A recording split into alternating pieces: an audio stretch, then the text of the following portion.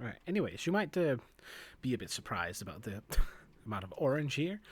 I have been working a little bit Tuesday, and by a little bit I mean a lot, because I was getting annoyed at being frustrated on stream in regards to what to do with this particular circuit. So I did some time and figured it out. I also sorted out the baby issue and figured out how they got out. Very, very stupid issue, by the way. Turns out um, they were too thin.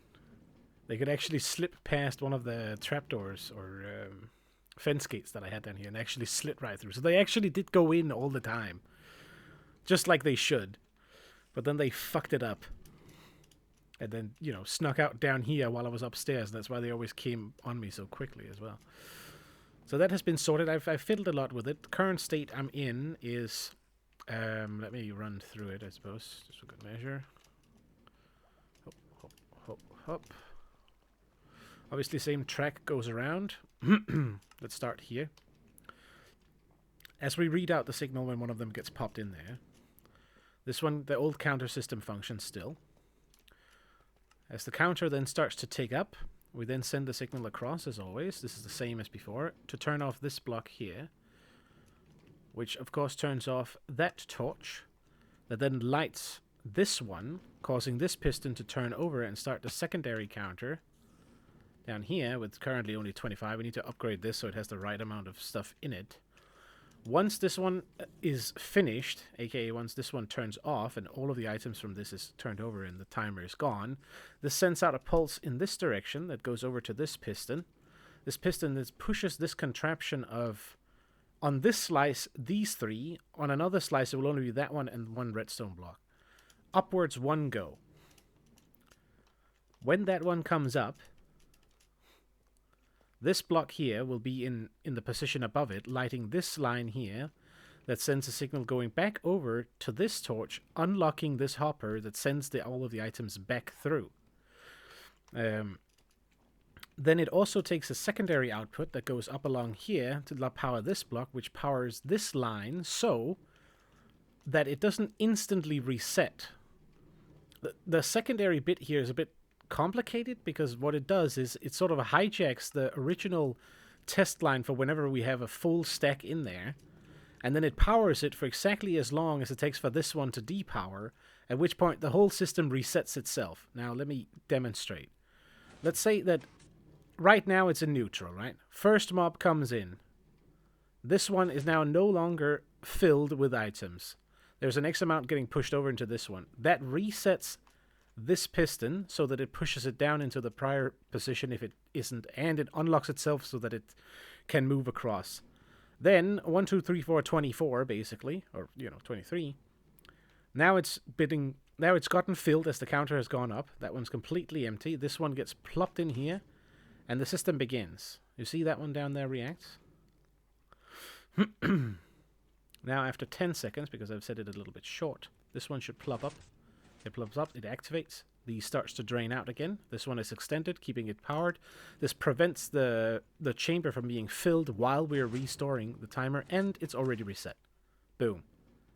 I figured out basically last time I didn't really need a third counter in here that I was trying to fiddle with, because I can just use the reset counter of like the thing that actually counts the amount of mobs that are in there as the time for when we need to release it. So what we're on now is then the extra circuit that I've been building as the next bit, which is that we take an output when the timer for the mobs that, like when they've drowned in there sufficiently, that's when this one will tick. We want to send a signal in through the bottom here that needs to go in and activate this little bad boy that has a bucket in that sucks up the water, as well as the release mechanism in the bottom that gets them out of the tube. So like, imagine it like this. They're in the column here of water being drowned. Once they're sufficiently drowned, we want to remove the column and pull the lever here so that they fall down into whatever next, contraption we have below that's going to then move them closer towards the player, which should be fairly easy enough. I'm thinking just make another like minecart system and just dump them off. Oh, it should be the fastest, I think. Oh. Perhaps the same minecarts as well. I considered looping them around before we You know, when they come down here, they might as well go down and do a secondary job before they get recycled fully.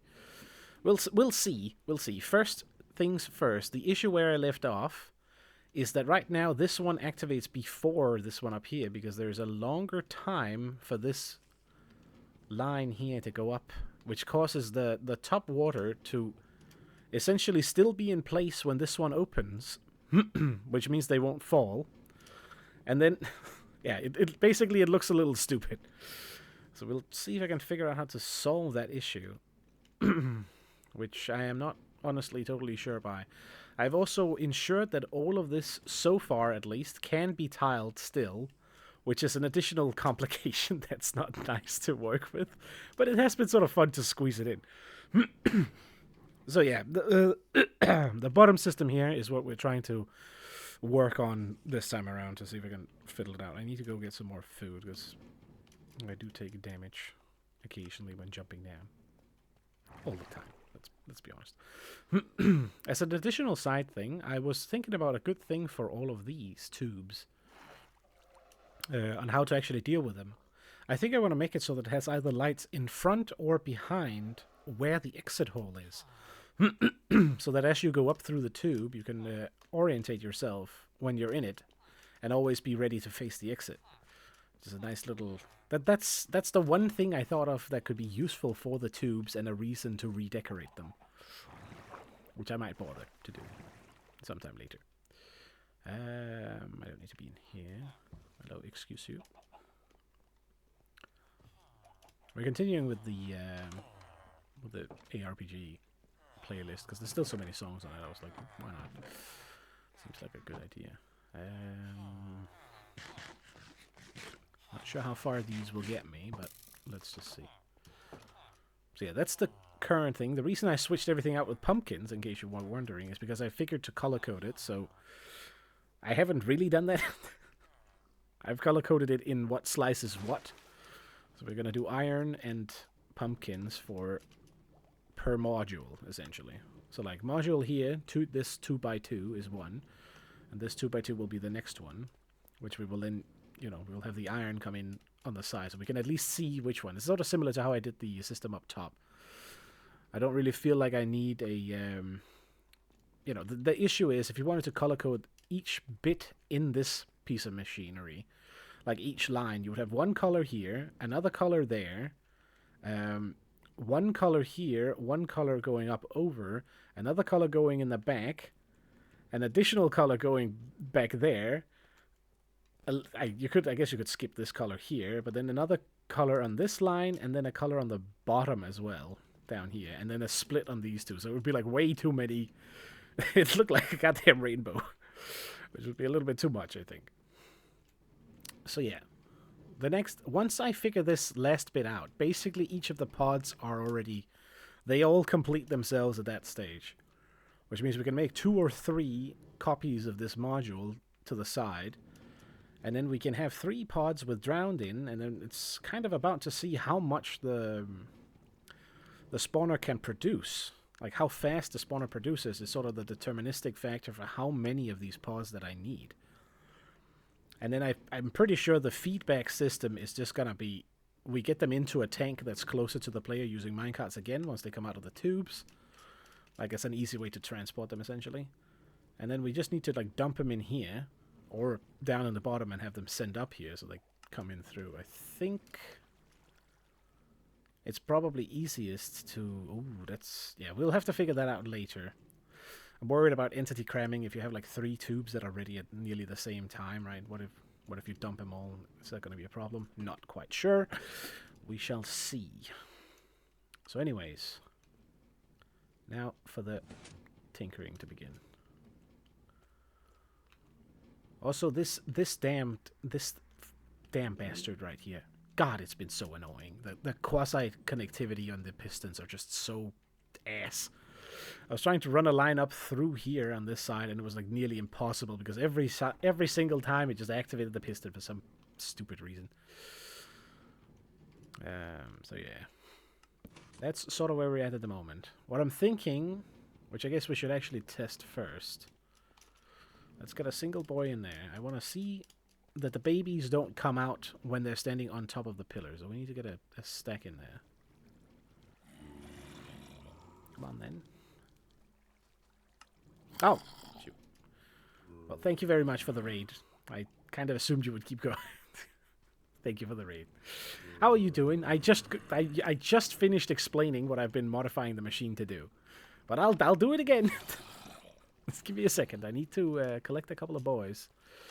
I am just testing the bottom at this point. We'll see if the babies come out again. Anyways, you were streaming something, and I know I forgot the name of it. Was it good?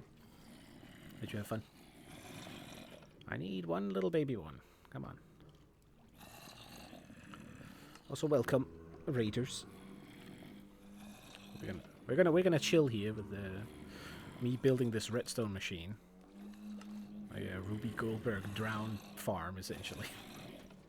all in the goal to get more copper.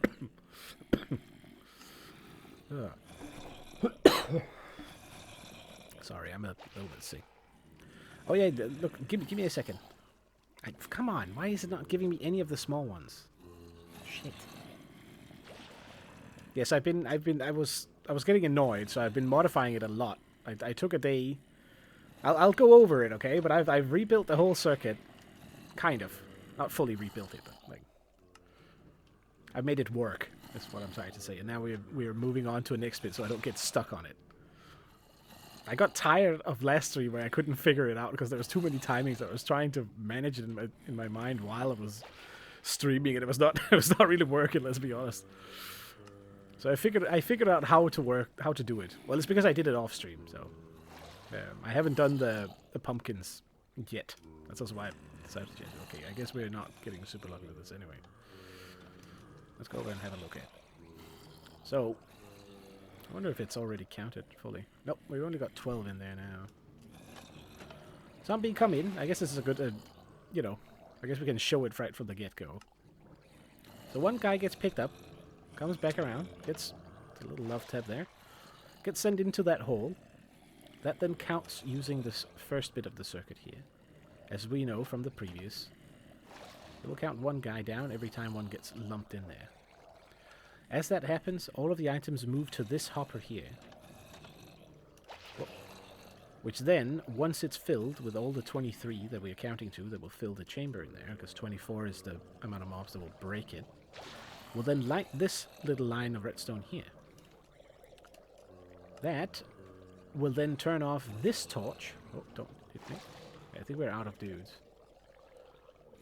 Okay, good. I'll manually feed it a little bit so you can see it. It will turn off this torch, which then turns off this piece of redstone that lights this torch, that then turns on this piston here. Which then begins the counter that is going to count for as long as the last one is, you know, we count until 30 seconds have passed when the last one comes in, so that we know that that last one is also drowned, which means that the entire pod here is drowned. That, when this is empty, then triggers this observer that runs back through this feeder line here, pushes this contraption of 3 blocks upwards. This will shift between, you know, having a slime block and not having one, depending on which slice it is. This one is just the one that has all of it. The next one will have, you know, the slime block will be where the green one is. Or wait, the redstone block will be where the green one is, and we'll keep switching it a little bit. Don't worry too much about it. When it comes up here, it lights this line, which then goes back around, shuts off this torch, which then starts and lets the counter reset. Additionally, when that is happening, because when this starts to empty, this line, of course, stops, which resets and re-triggers the system, causing this hopper to, you know, causing this little thing here to lock again. We need this additional line that goes up across that sneaky, you know, it hijacks this circuitry here that then causes it to maintain open for as long as this one has been, for as long as it takes the counter to reset, which is of course the 23 blocks once they're moved from in here back into the other one. When they are, or rather when, I believe so, yeah. I guess, yeah, so this thing resets, hold on, so once, let's assume that the last 7, I'm gonna just, hold on. like this. Hopefully that wasn't used somewhere. As we assume the last 7 gets counted in, we plop those in here. Now there's 23 in the chamber. The system activates. It starts to count down there. You can see it's been pushed over. Once it's finished, it's only set to 10 seconds now, so give it a little bit. That one got pushed up. That one's now locked. It is now emptying this again. This one is over, holding it open. And the system has reset. It's ready for the next batch. So what I'm trying to do at the moment is build the last bit of a circuit, which is the issue down here. Which I guess works randomly. Hold on. What? Wait a minute. Ah, okay. I didn't expect that to work. I was about to try and like rebuild the whole bottom to the system here because I thought it was fucking it up. But I guess maybe it isn't. Okay, well, cool. Alright, cool. I thought... Okay, so the problem I thought I had, I guess, was that this piston was activating before the water got sucked out. Which I kind of expect... I think it might still be a problem, because maybe they're not swimming right now, but when they are swimming, it might still be an issue. You see a lot more than I do. That's perfectly fair. Basically, think of it like this. The majority of the system is still the same. What I cut out from the last bit is that I realized I don't need a counting circuit here in the back for the resetting of the whole system. I managed to fiddle that off of the original counter. So I've sort of compressed it in that manner, while of course at the same time keeping it within the block size that I want, hopefully.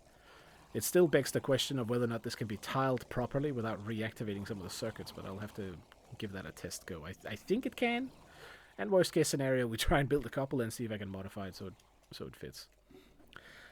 Yes, there is, actually. But it's not any important reason. You could switch the pumpkins out with literally anything. The reason I did it this way is so that when I look at this machine, when it is... Imagine that we have slice number 1 here. This is the first module. We build a second module right next to it. It's good to be able to see the difference per module.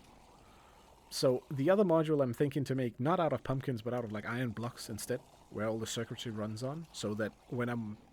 In case I need to fix something or rebuild something or a creeper blows half of it up, I know which is where. Does that make sense? It helps. And I was talking about a little bit earlier that in order to make it even better, essentially I should color code each and every individual line within this circuitry, which I haven't done. But if I have to do that, then you would have line A would run here, right? Be the first one to go in. Then line B is the output. Then you have another line that runs underneath these 2 pumpkins here. So that would be C. Then you have another one here. That is D. Then you have another one F or E or whatever. And you just keep going down. I have like way too many smaller like lines of dust here that could be their own circuitry in sense for it to really make any sense to do it that way. So I didn't do that because it would just look like it would become more viewable. It would just make it worse. Instead of pumpkins everywhere, you would just have like a mash of colors and you wouldn't fucking be able to tell. I'm pretty sure anyway. Well, I guess actually that's a good point too. Maybe that's why I chose the pumpkins. I didn't think about it, but maybe there was some subconscious thing kicking in there. Who knows? So yeah, that's sort of where I'm at the moment. I was then about to rip out this circuitry here and redo it because I was thinking that it wouldn't be working. Now I need to double check that this... Perfect. It's not being powered by this, which is important. Because when the next set is over here, if this one is doing something, it shouldn't really affect sideways, of course. So, I guess we need to stress test a little bit here. Also, regarding the baby issue, I found out what it was. And it's very stupid. Okay? It's very bad. It's like very annoyingly stupid. So, say you have a 1x1 block, right? Let's pick this one here, the corner. And then let's say that you place a fence gate here, right? If I look at this fence gate from this angle, do you want to know how much space is between right here? between the closed fence gate and this one. That's right. Just too little. Or just too much so that the baby can actually just slip right through. TLDR. They were actually getting in the tube. They were simply sifting out through the bottom here. Once they land on top of this, moved a little bit to the side, they would slide out of the water and come running at me. I stress tested it a bit because I was curious. And when I figured it out, I was like, oh, come on.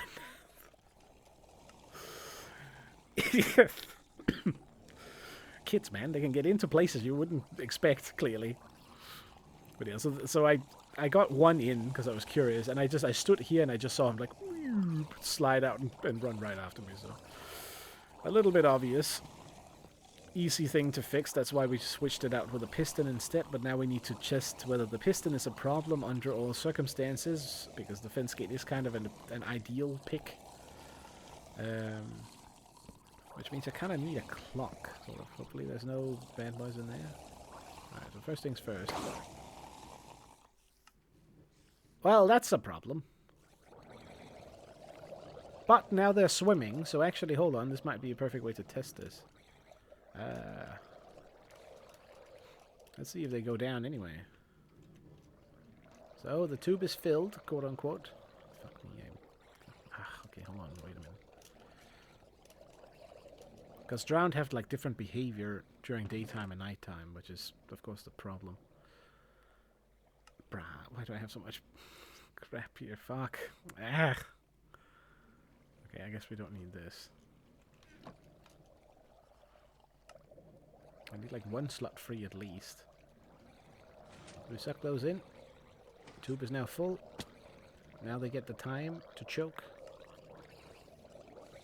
Let's see if they actually fall now, because what I think is the issue is before they were probably standing on the thing. Exactly. This is exactly what I was worried about. And the fact that he can stand on top of the thing makes me think the piston might not be a good pick for this at all. Although, I did not think about that. So, the only worry now is whether the... I guess they can see me through. Is whether they actually... I guess we need them to go down one more. So they don't, like, jump up again. So I guess the next issue now is to check whether or not the babies can actually stand on the side here, because I'm guessing they still can't. I would not be surprised. But worst case scenario... Can you give it a rest? My God, please. Worst case scenario, we draw back the piston one block further if I can. I don't think it should matter whether it's here or here.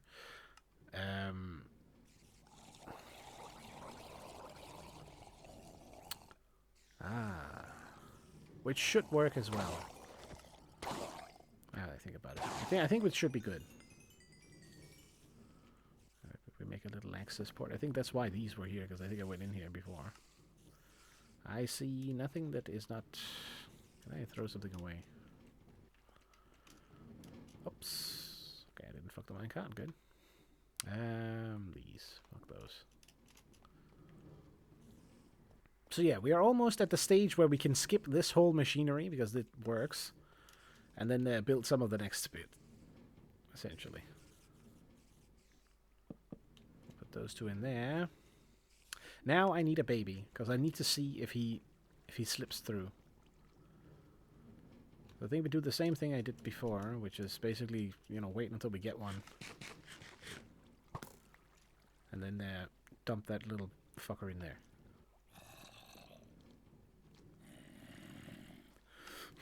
So yeah, progress, essentially. It's very nice to see. Okay, the 3 normal bros.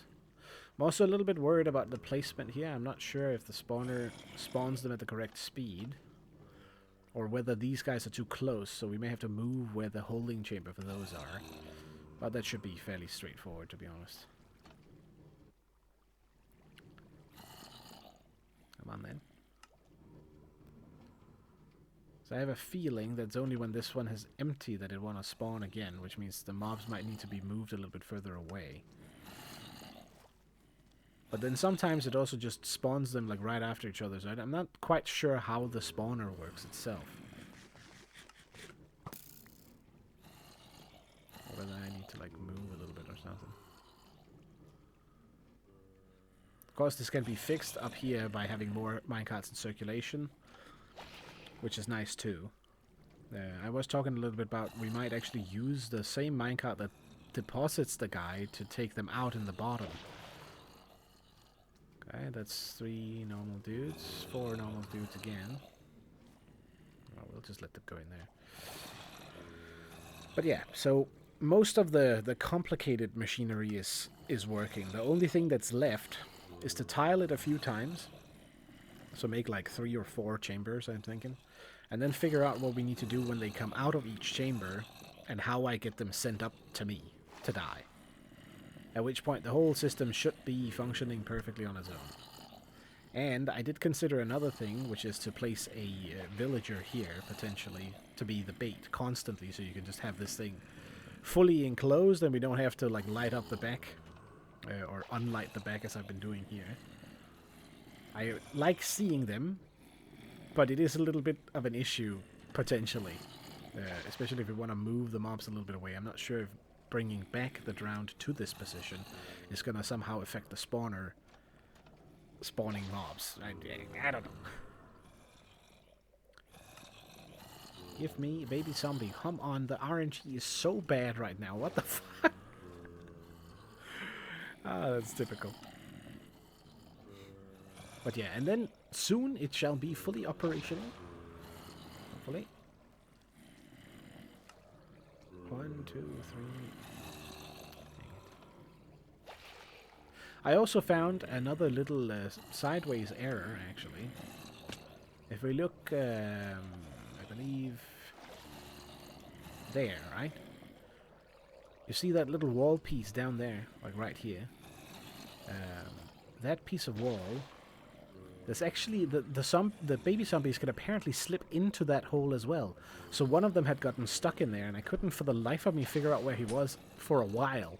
I just kept hearing baby zombie noises over here. But then he had gotten stuck right in that little hole there. So I've added a piece of water there to prevent it so that he's able to swim upwards if he's in it. Which I think should help if that ever happens again. More as likely is that he's not actually going to go in anymore because there is water, so he will start bouncing on the top, hopefully. But that's a potential pitfall of using the wall piece to push them up, which I didn't consider. I'm not sure if there's any other piece that's better that they can't slip down next to. I don't think you can. I don't think so, but I'm not sure.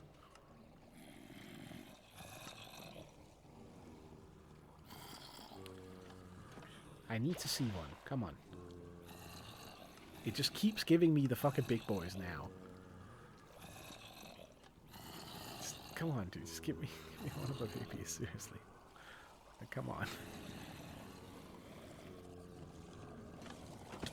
Pretty sure it's filling up the chamber number 2 now. Yeah. Oh, nice. It has actually already produced. Okay, cool.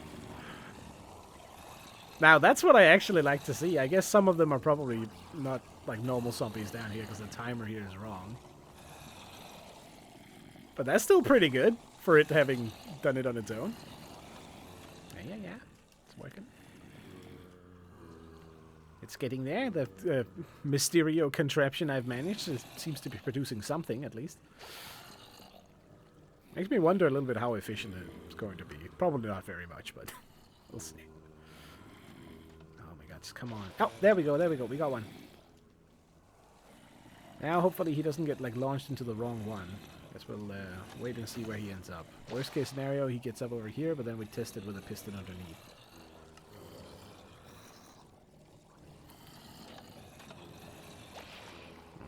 I think I'm gonna cheat a little bit. 9 zombies. Maybe, I don't know, maybe not. Hopefully he hasn't gotten ridden in yet.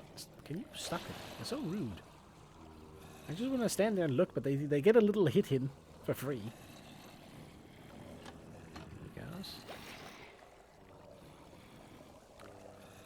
You know what? I should maybe stop the spawn. Is he stuck down there?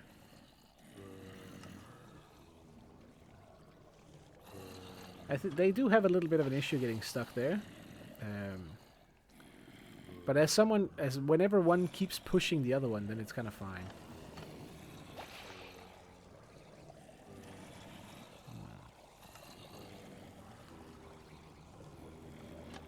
Okay, I think it might count all the way soon. Maybe not. Oh, Mr. I was about to say Mr. Spoon comes in. Well, I'm pretty sure that's a shovel anyway. Okay, so... Now, I do not see the baby in this tube here, which means he has to be in this stack here. If he'd fallen down through, I would imagine that he can jump up through this hole and actually kill me. But I think what I have to do here is I have to kill each and every one of these in the top, just to check that he isn't getting squashed in.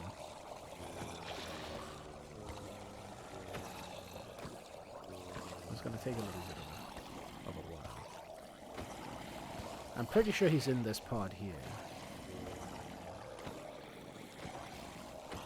Which means maybe the... the question is whether or not this is a problem. Like if he can slip next to it. I'm not sure how the piston, like if it's fully counting as you know, is it as thin as the other one, since that was apparently a problem. How thick is the piston arm is the question. There's a bunch in here. Ideally this way, in case he has slipped down, we should be killing him. We should just be setting him free. Unless, of course, he fell in and died instantaneously. I guess we'll have to find where he is.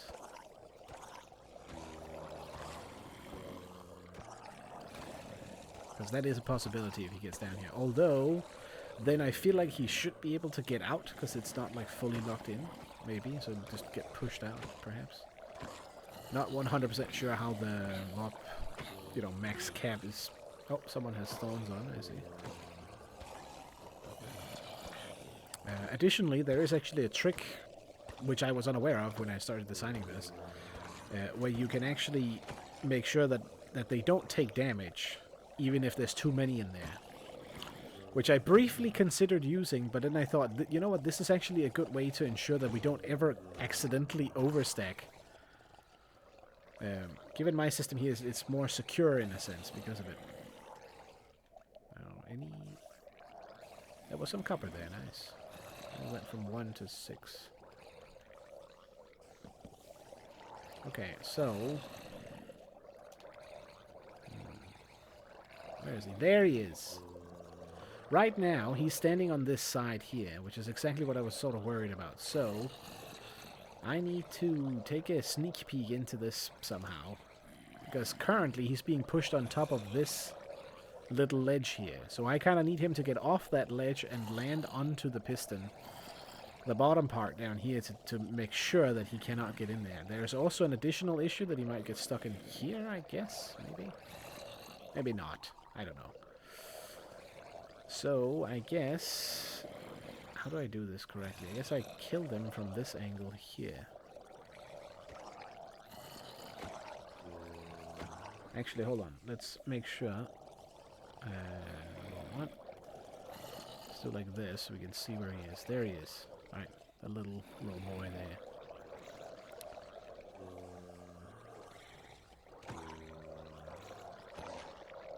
We'll slowly harvest them off here. Gentle is the way. We can stress test with him. Oh, I think he moved. Maybe not. Good, then he's still getting pushed into the corner, alright.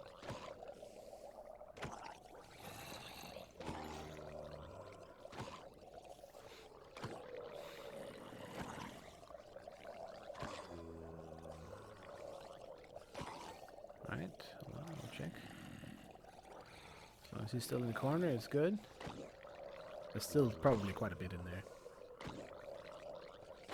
Like 7 or so or something like that. I'm imagining that they squeeze each other out into the corners. Because the safest may be to actually hit directly here, I guess.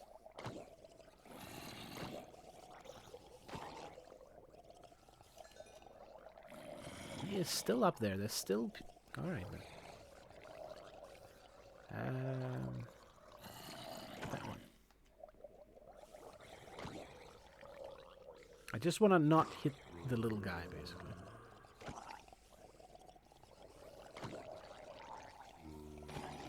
Make sure we hit the same one, ideally. Until he moves.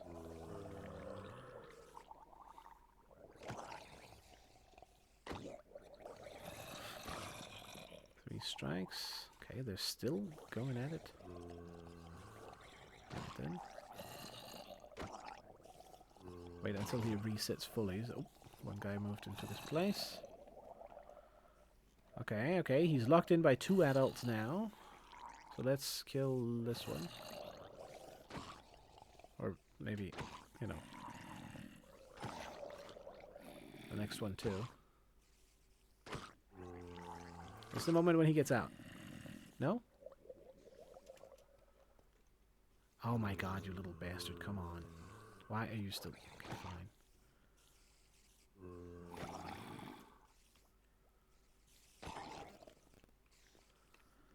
Spot me, come on. Come on then. You see me, I can see you. Oh my god. Brah. Get off the ledge. Ah, oh, dude. It's probably, you know what, it's probably fucking daytime, so it's probably not... Okay, we need to go up and get a clock, hold on. Which, if I do that, he's gonna disappear. Come on. Come over here, dude. He definitely just changed behavior.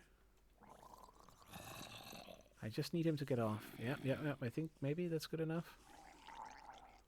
I'm not sure if he's... God damn, he's bopping so hard.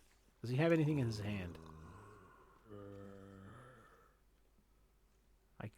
What is he doing, dude?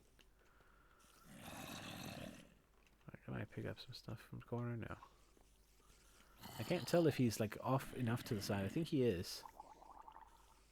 I'll try and maybe if I go down one, they'll be able to see me and try and go for me.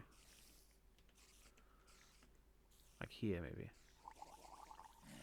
I just need to lure him over to this side so that when he starts dropping, and yeah, you can see his little tiny squeezy hitbox.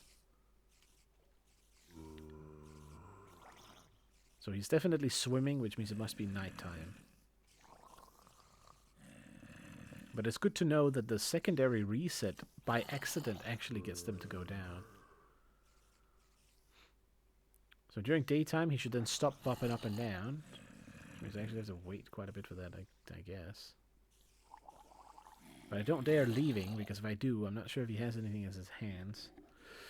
And he might slip out again. Or, you know, despawn. Let's just play it safe here.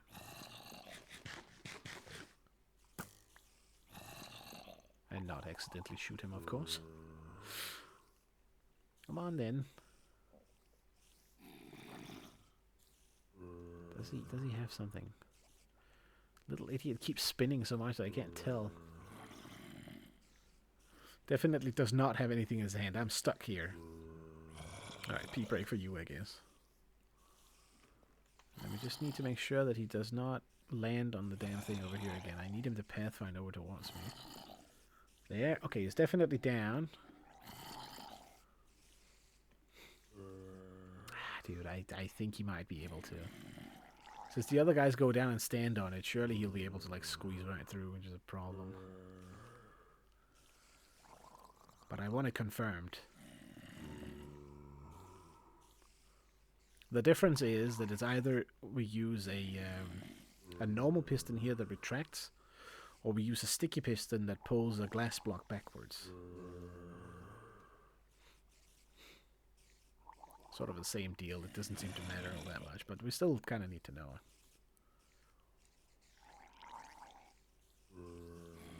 because it simplifies the process a little bit if there's not like an additional need for having an extra block out there.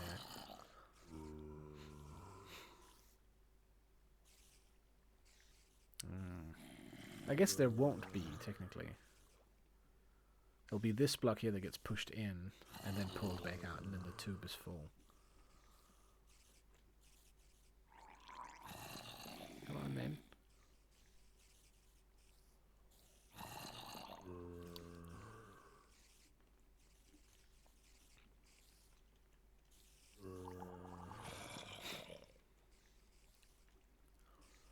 Riveting, I am boy.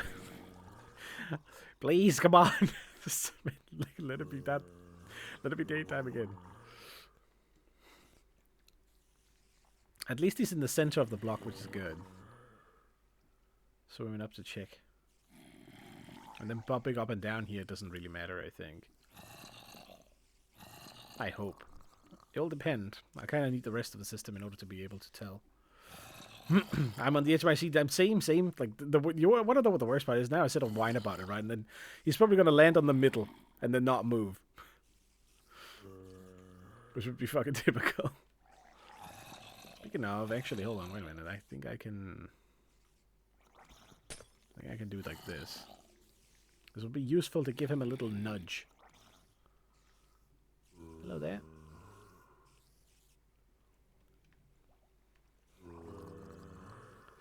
It was probably better with the previous one as well, because that was a normal baby that just ran out instantaneously. Because it wasn't a drown that got stuck in the water like this guy. I just don't understand why he's spinning so much. Like, what's happening? Maybe he's looking for a way out, I don't know. I'm right down here, you can get me. He's not going to go for me because I'm not in water, but still. Actually, he should, since it's nighttime. Which means maybe he cannot get out. But I'm not sure if that just means he can't, like, pathfind out.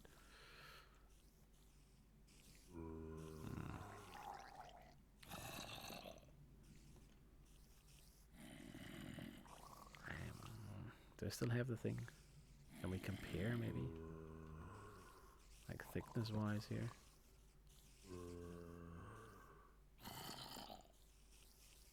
So that one goes in there with this one, which goes exactly up to that one. That's terrible.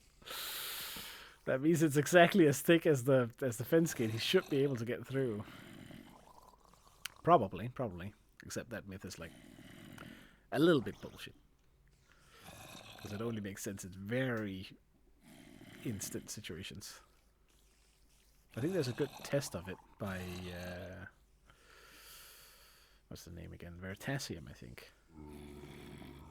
And another guy as well. They did the experiment in both hemispheres at the same time to see what it was. And the quick summary is that it depends on the fluid dynamics more so than on the Earth's spin. But assuming that both fluids start from a neutral perspective in each hemisphere, then it will indeed start to spin, because that's the nudge of, then the Earth will be the thing that nudges the fluid dynamics into that particular spin pattern. But you can easily have a toilet that spins the other way, or just, force it to go in another way if the hose is just slightly off anyway. So he could be spinning both ways, He is sort of like jittering a bit crazy. Oh my god, come on. I think it's like... Dude, I can't. If I leave, he just despawns, probably. Dude, maybe I just needed like a normal baby and not have him get stuck here fully. I guess I could stop the minecart and then... oh, wait, hold on. No? Okay, never mind. We're slowing down a little bit for a split second there. I think it's this guy moved in.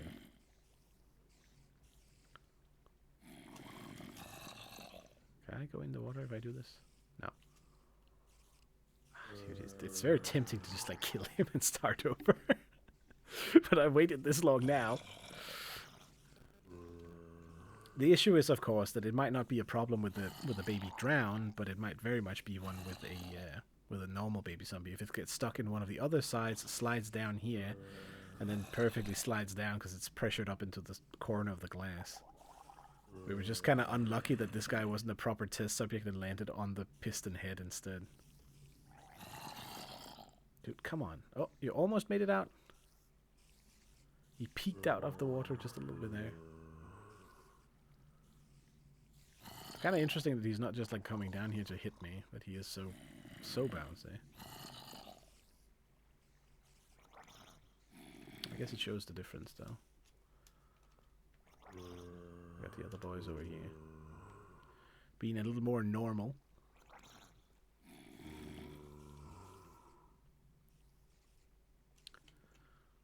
But I think he has perfectly centered himself in the block, which is good. Would suggest that his AI like hits down here, which means worst case scenario, he lands here in the nighttime. I give him a little boop. He slides over, hopefully not on top of that one, and then glides down ideally. Or daytime, I mean. Kind of annoying they have two different behaviors. But at the same time, it also makes it slightly more challenging, so I feel like it's okay too. What if I do this? That worked. He can slip out. But he's chill though. I guess it just turned... Yeah, he's very cool. He would definitely go for me if it was nighttime. Alright. When they're out of the water, you know, then they're cool.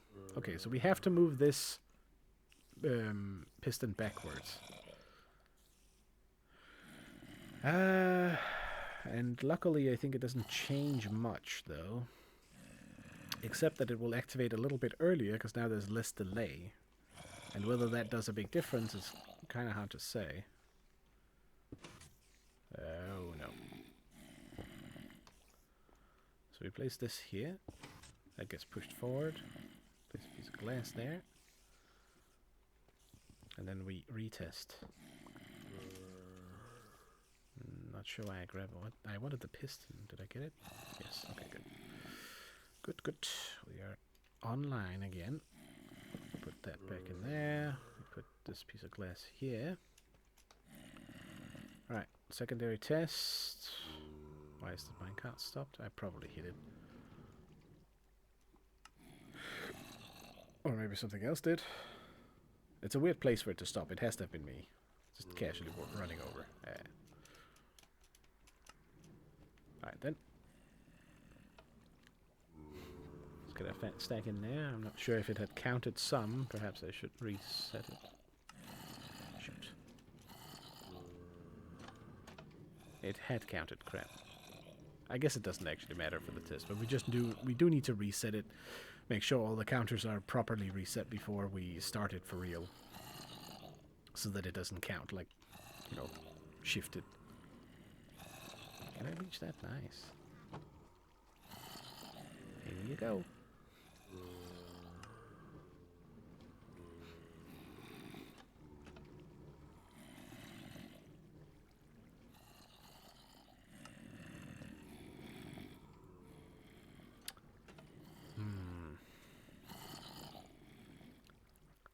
I'm a little bit unsure how I do the filtering, actually. I guess I should just have my inventory filled with rotten flesh.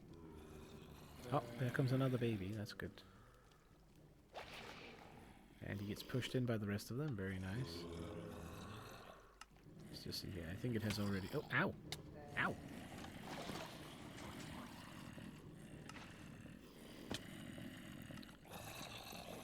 Oh, it's not going to count all the way to 23 this time. Oh, wait. Oh, I think we have a problem, maybe. Alright, we'll let the rest of them come in, and then I'll manually fucking give it a little boop. A little test, if you will. Let's pretend that this is full. We'll go and see what happens. I think the issue now is that they might not fall. Maybe I do have to remake the circuit after all, simply because the babies are fucking sliding out. That sucks if that's the case.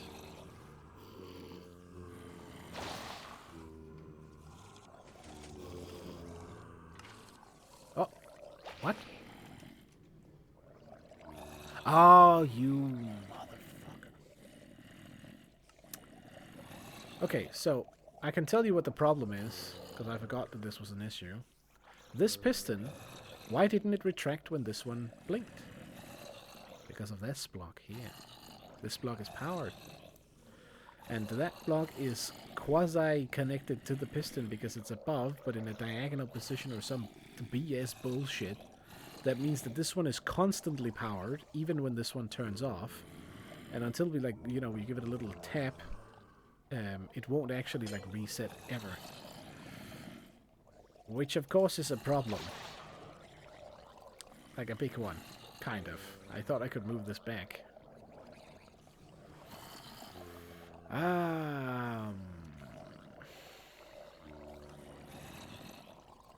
Maybe we can move it down. So first things first, we need to get these guys out of here. Let's do that. And we kill them a little faster this time.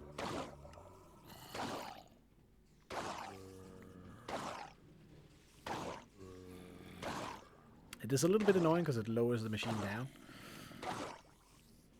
But what can you do?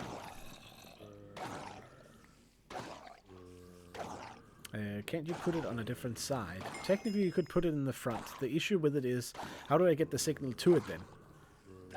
If I need to stay within, you know, these two blocks here. I have to run it then past the chamber where they fall in, however long down that is, or way below it, which will be an awkward, like, long time to get back here to then activate it. But what I'm thinking to do instead is, if this block is a problem, we move the piston down one, because this thing should still be able to activate it, given how that one is able to activate it that direction. Maybe this one is able to activate it that direction instead, which means it should work.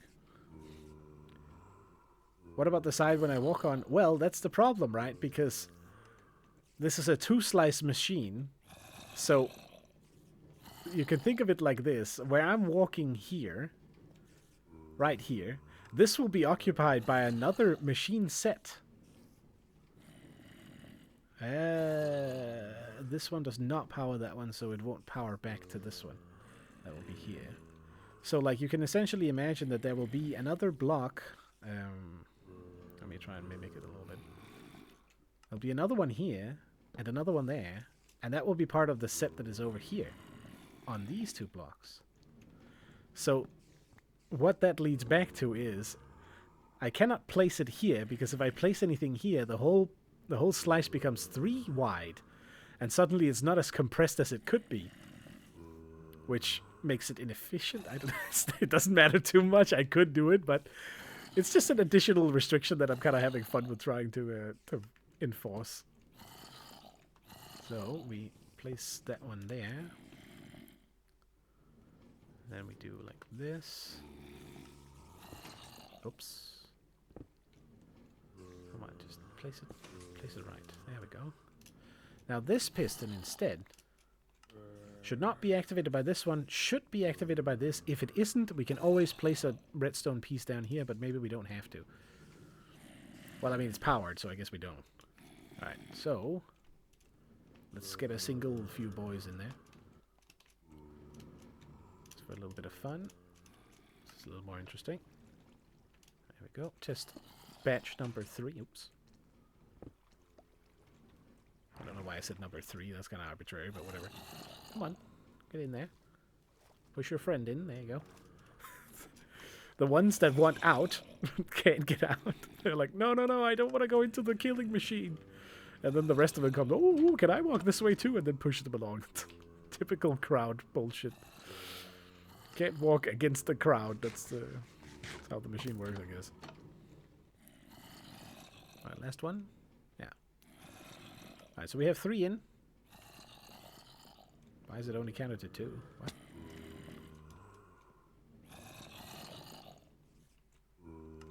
Okay. Wait, are there only 2 in there?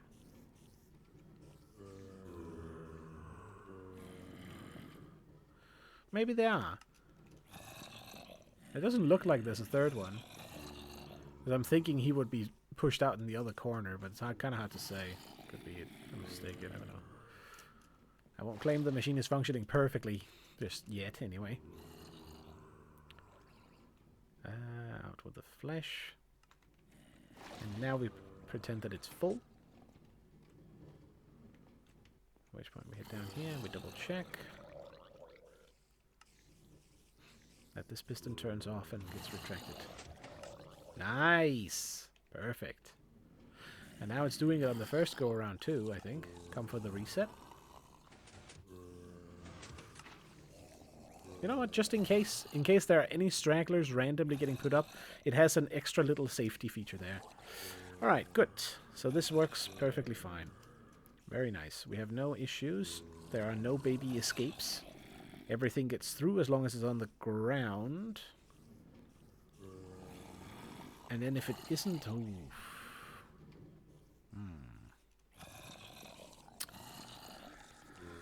It's a good question. Now I kind of need it to be nighttime again to stress test the night. How far are we from it, though?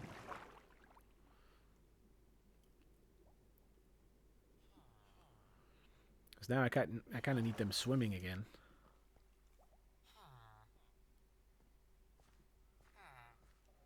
Is it going down or up? I can't fucking see it. It's too pixelated. Okay, it's definitely going down. Perfect. Right, hurry, quickly. Turn the machine on. Get some fuckers in there. Right, we only really need one little activation. Don't need all of them. In you go. Perfect. I'll get rid of the bottom. Bottom pair here. Oh. Uh-oh, oops, I fucked up. Okay, definitely nighttime. What? Okay, they're not stuck. Oh, guys, fuck off. Dude, please, no. Alright, fine. Okay, we didn't fuck the minecart. I have these guys drowning. I'll wait until they drown and then they start swimming, hopefully. That's the idea, at least.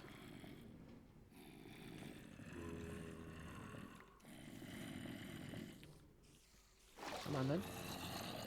Okay, good. They swim up high, which I'm not really super happy about. Let's have the other two come as well. Because now we need to double check that once they are swimming and bouncing in the water, that they actually still fall. We, of course, still need them down here. Come on, dude. Starting bopping. Mr. Fourth. Okay, we got them bopping up and down. Nighttime stress test. This is, of course, important because as it stands AFK, we kind of need it to... I swear. God, get out of here. Keep picking up random stuff. It's full. Now what happens? Are they gonna fall all the way, or are they gonna get stuck in the water before they get down? Oh, wait. Okay, they get stuck here. What happens now? On the reset. Come on. Perfect. I can live with that. That magically solved itself. That's so lucky, dude. Holy fuck. It's not really working as intended, because it's... I would love for them to get out of the tube quickly.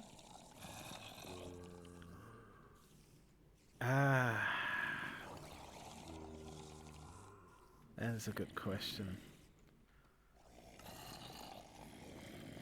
I don't think I can fix that necessarily.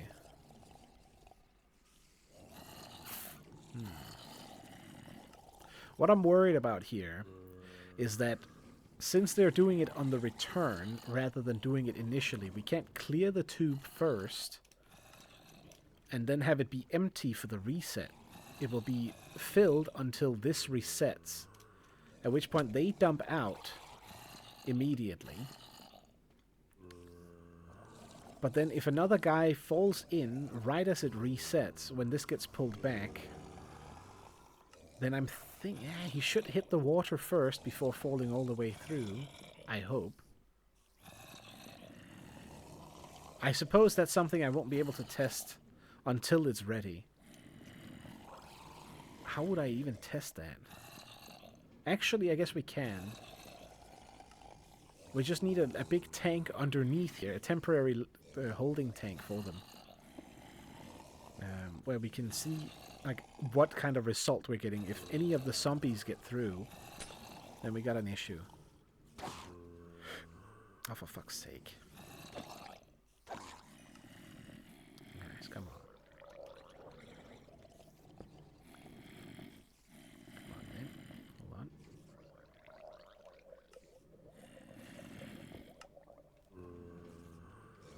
No water for you. Fall through for me, thank you very much.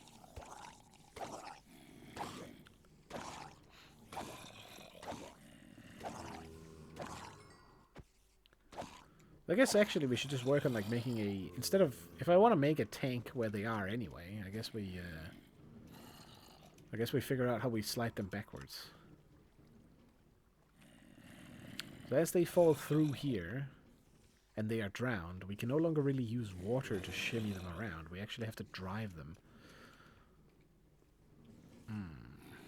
Which means this entire system needs to be lowered somewhat. It's a bit annoying now that I made it down here.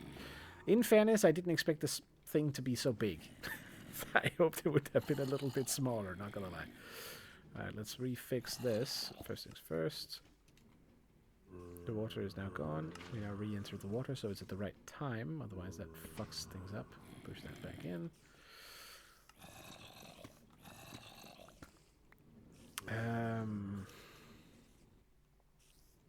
Since they are drowned at this point, or actually, this is where they will be.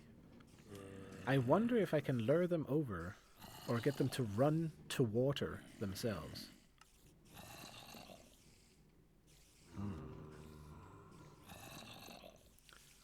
Or whether or not we will have to dig out here. Oh fuck. Okay, alright. Time to change this, I guess. Time to change how this system functions, so we get them down somewhere else. Okay, I have garbage again. I don't care about the gravel. Kinda care about the minecart though.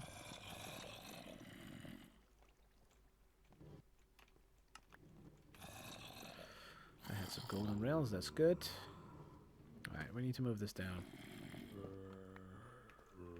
As we will be, the zombies will be here at this level here. We can make something that's here, we don't need to, or do I take it down one further? Oh, wait. You little fucker, okay, fine. I forgot it was turned on. We'll get another one coming in.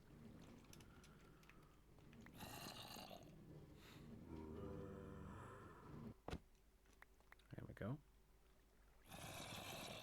Let's place that there for now.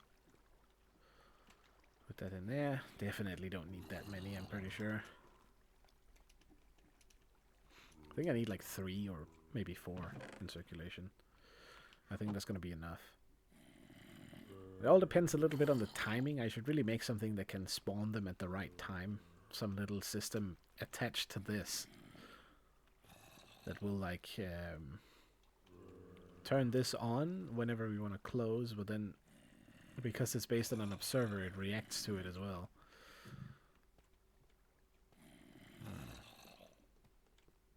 Yeah, this could definitely, this is a temporary like solution for sure.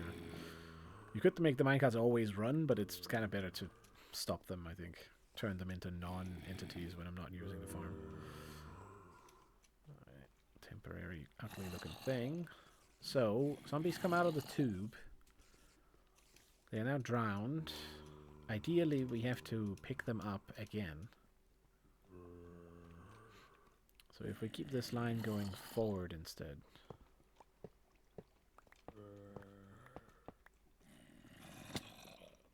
we can pick them up the other way around. And then once they have delivered them again, this is a nice way to get them up.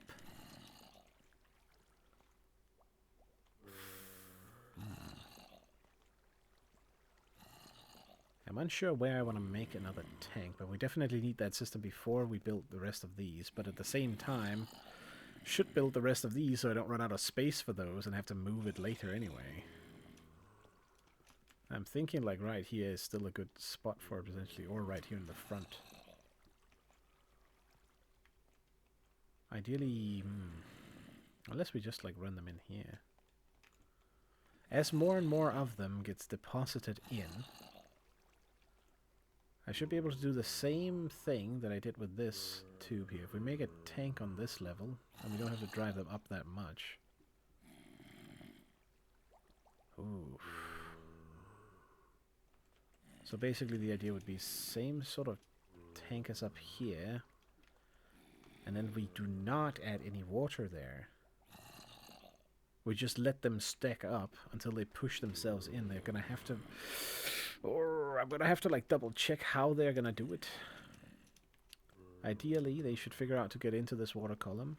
Come, you know, go in here, come up here, and then right into the player where they're at. And then smash, kill themselves immediately. But I forgot entirely about the killing of them. We definitely need them in minecarts, and we need them in... This farm is going to get a little deeper, okay? Which I probably can't do, because... Oh, fuck. I think maybe I have to expand over here and make a killing chamber over here, so that they don't get too far away from the player either. Another good reason to potentially have the zombie villager villager standing here instead.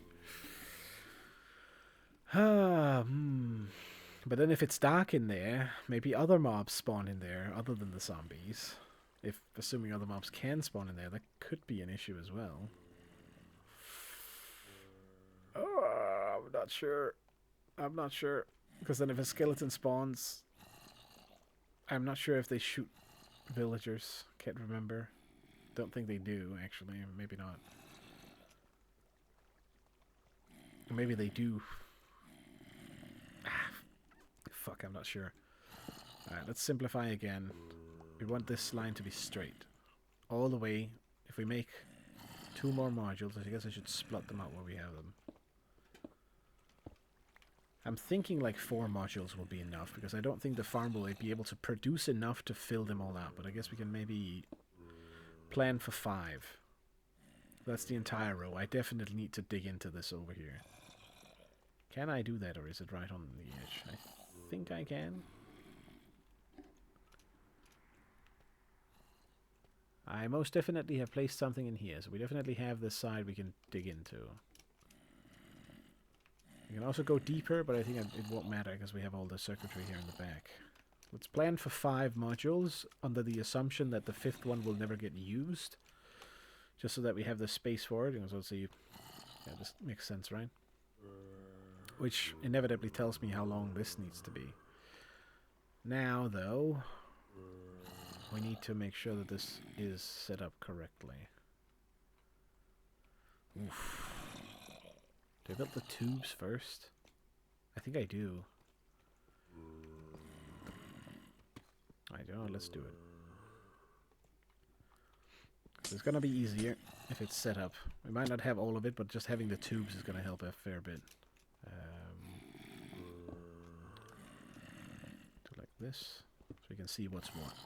We know the depth they need to go to now, which helps a lot as well. It will not be standing there. Have this glass bit there. And then I guess we do like this.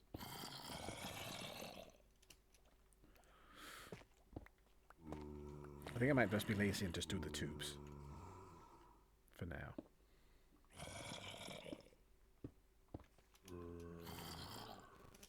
Because then we'll know that they'll all get sort of funneled down here, or we'll figure out what the deuce I do with them. Not quite sure. Haven't thought this far ahead. It's sort of a, experimental. That's kind of the idea. Fully controlled where the zombies are at in the end. Hopefully.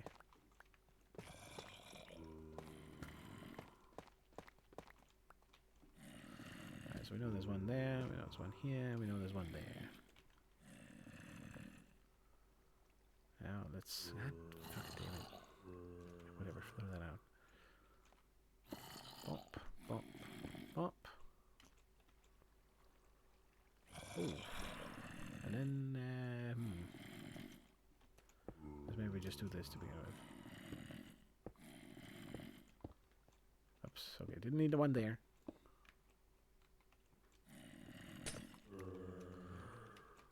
And, yeah, okay, Mr. Jiggle 5000. Slap that in there. I think we'll make just a walk line underneath here. I know I keep calling it like fancy things when I'm just digging out a tunnel. It's not really on purpose, it just kind of happens. Not super important.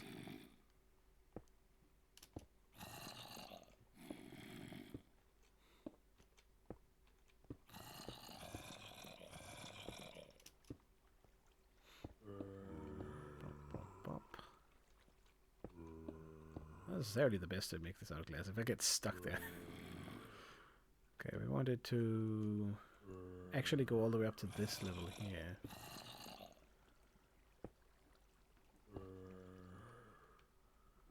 Having some convenient holes above kind of works.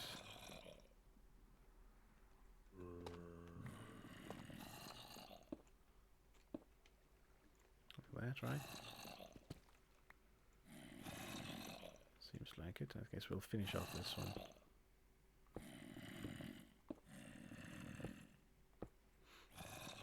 All the tubes there. Here and there. Oh shoot.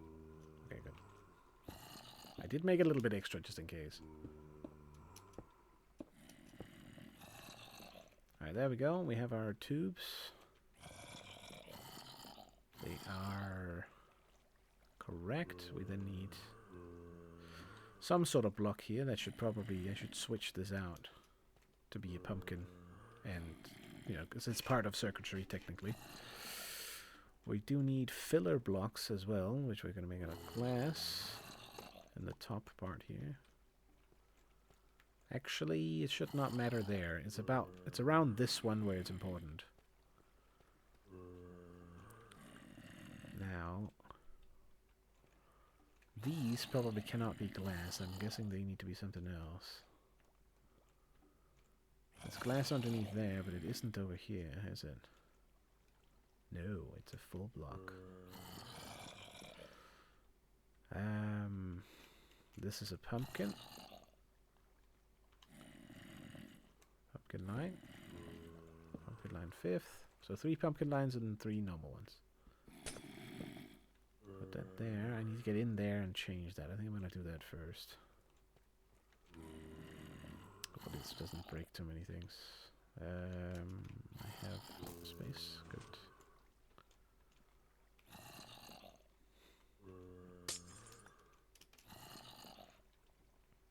This one needs to go to.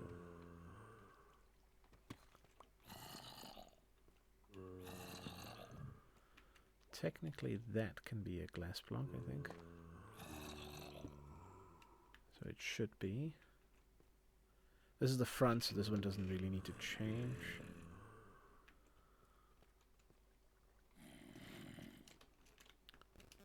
Oh, I got pumpkin there. Put on back this one here. That gave me the right amount of click. Put another glass block here. This next bit becomes a different kind. I think we'll just do like the front here. We will oopsie daisies. Oh my god, thank goodness they don't. Hopefully they'll never add it so that if the mob has some sort of tool, that it can use it. Imagine you drop your pickaxe to a fucking dude, and then you know what? People probably figure out how to use them to mine with. Now that I think about it, it'd probably be fine, to be honest.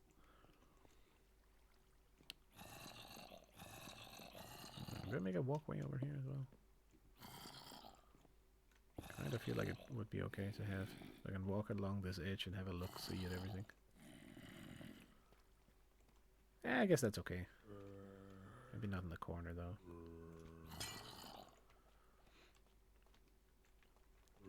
Glass line all the way through.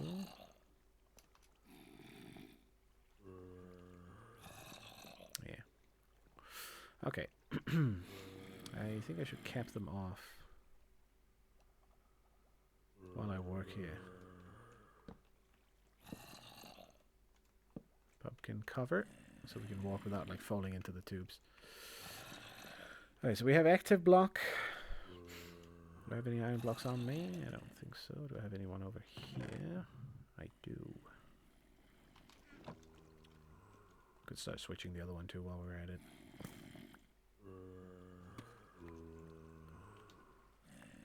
Might as well.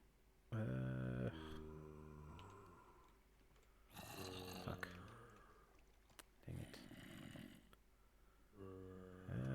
Bail that one. That's not supposed to be pumpkins. Hold on.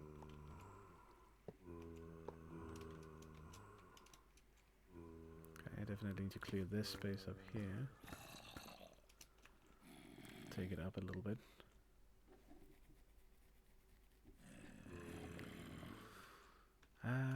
Can I reach in through this side? Maybe I can.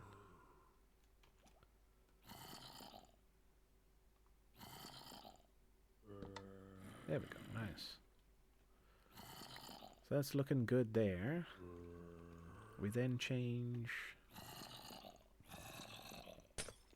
this one here. Be an iron block. And we put the correct type of railing on it. Which is that one. Which also means that we go over here. Can't remember if I need this slab here. Maybe. Could be. Damn it.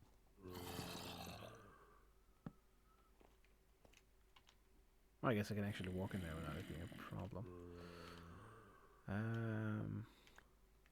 Oh, nice. Okay, I did not expect that to pick that up. Okay, good. Put the glass back in. That's now switched, so it now gets the full view right through the machine, especially as we're walking up here. Ah. Stop it, you.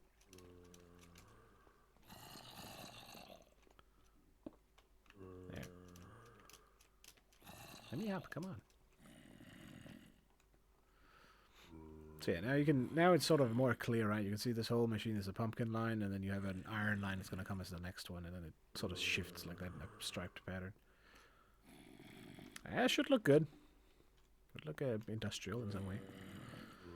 So now we do the same thing here. This one gets changed to...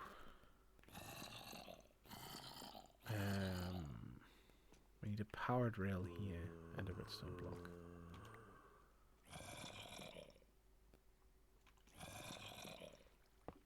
Like there, and then in between each of these, we'll need that. Keep them going.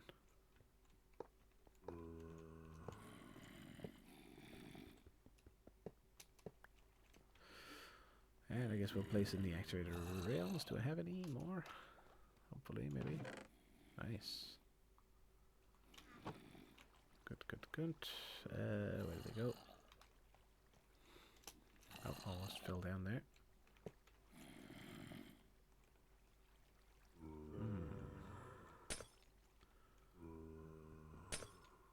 There's another pumpkin here. Put the iron block in there. And we have the full stretch. Now, this is, of course, going to slow things down a little bit, I think, when these are not powered. Or maybe not, actually. Wait a minute. They should just go over. It should be fine. The mine can't come through. It comes out over here instead. And I think the rest of it we can sort of wait a little bit with. I guess we place this one here. But then we call it here before we build any of the circuitry in the back and the rest of the stuff over here, so it doesn't block me in too much. Let's give a little minecart test run. What does it come out of? Let me turn these off again. Oh, okay. Alright, lands right there. What? Excuse me.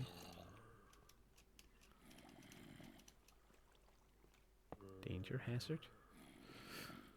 Alright, so as it comes out there, it can fall down directly here to this position. Now how the shoot do I pick them up?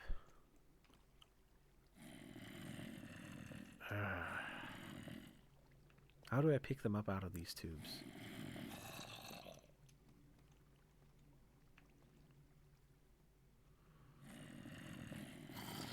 I guess I should remove this one. Get these guys down here as test subject.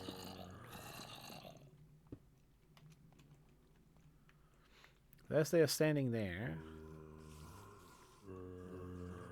there's some reason to actually being able to pull them out directly from there.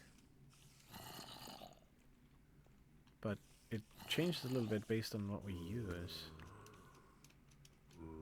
You could of course do the same thing that I just did before, right? Run something into this minecart, or run a minecart into this corner here.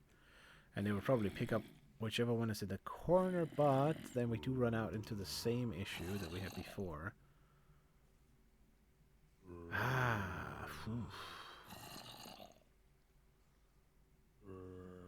How tall is a minecart? Except I can't do that either. I was thinking to have like a have them land on the rail directly. Which, hold on, wait a minute, I think that might work, actually.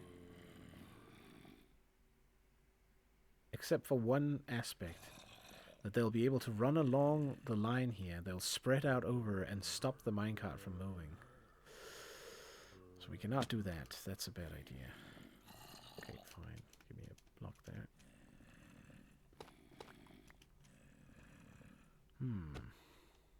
How the hell do I do this? I'll just place this here. So, okay, I guess this brings us to the next issue. We now have the tubes, we have the circuitry for the tubes that will fiddle itself. What we will have now is that we'll have occasionally a stack of dudes in this slot here. And no way to push them forward. Kind of.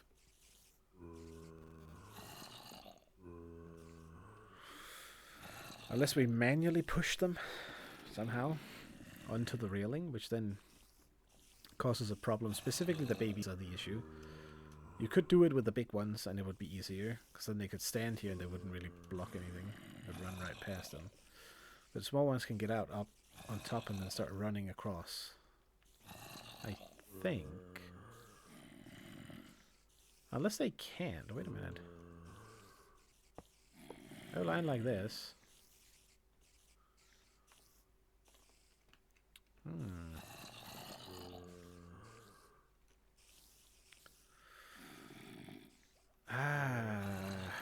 So assuming that they get into and stand on top of this. But how do I ensure the minecart doesn't get stuck? Because I think that's the problem. If it's just one dude, it's fine, but if it's multiple, then it's going to be an issue.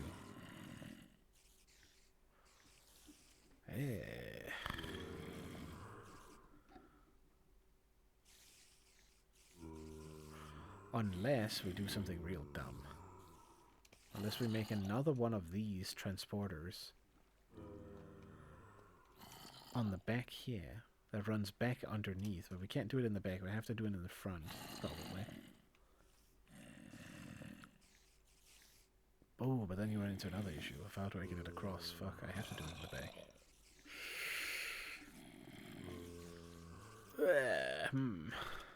And I'll probably have to have this kind of circuitry in the back, which is that's kind of a big piece of circuitry to put in there. Shit. Or maybe, wait a minute.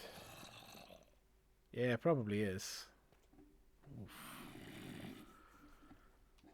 Okay.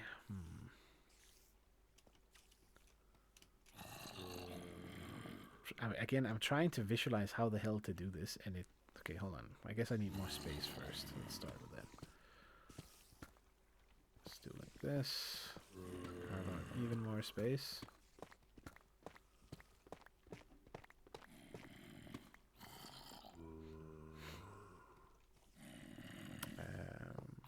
That was not needed. No. So, each pod comes down to this layer here. At this point we know they are drowned, but I'm unsure if that's going to be good enough for them to wrangle themselves into the next position.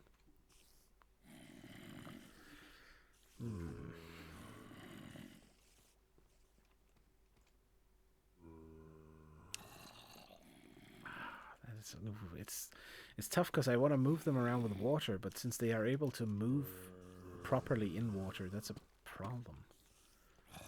Can't really wrangle them with it anymore.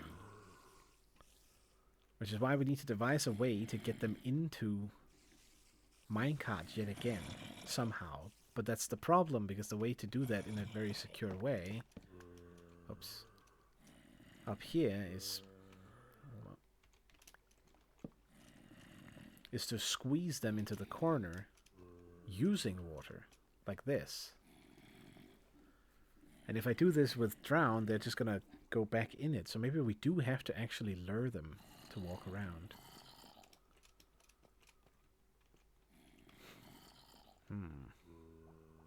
And then have them diagonally go into this thing here and come up through it. Which point, when they come up here, they're gonna walk directly towards the player, and then we build a storage system or something underneath this that sucks out stuff from this point here. Okay, well, I guess that's the next bit. It's like, how the hell do we get them to move from down here? Also, I'm a little bit worried that we're too far away, but maybe not. Maybe it's just kind of okay.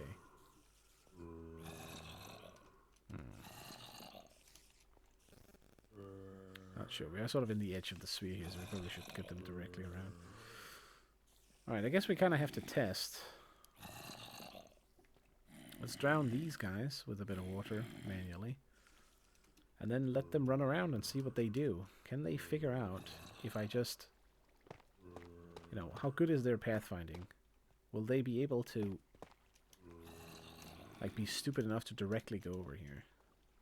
And I know, I'm skipping the killing at the moment. Which is a slight issue, too. Do like this. I place this in here. So now open.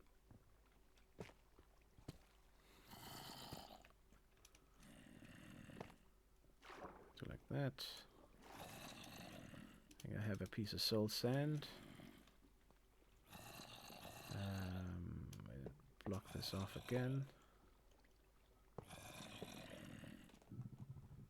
And now, hopefully they will be able to shimmy their way over here.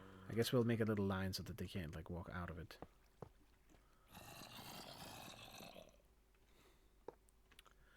Less choices might make it a little more malleable for them. Or whatever you want to call it. Block that one off as well. I give myself one way up somewhere. Probably over here. Make this out.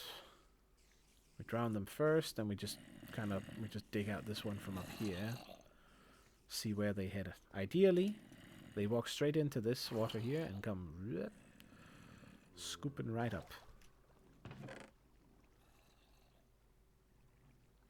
Hopefully. Wait, hold on, I can actually get a free space. So far, 39. Could be worse. And that's from just tinkering with it. Didn't I just grab this? I did.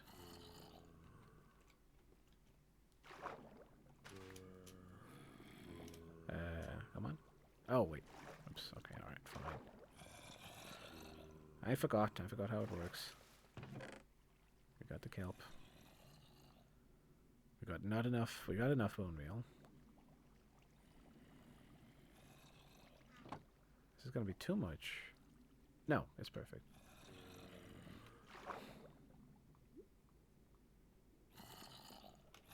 There we go.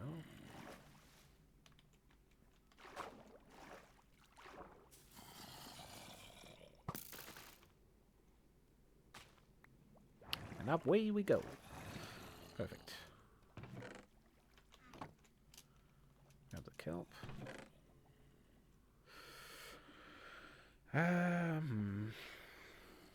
This definitely does not need to be in here. I'll move that somewhere else. In other words, throw it to the wind. How do you do it like this? Damn it, dude. Fuck me. Oh.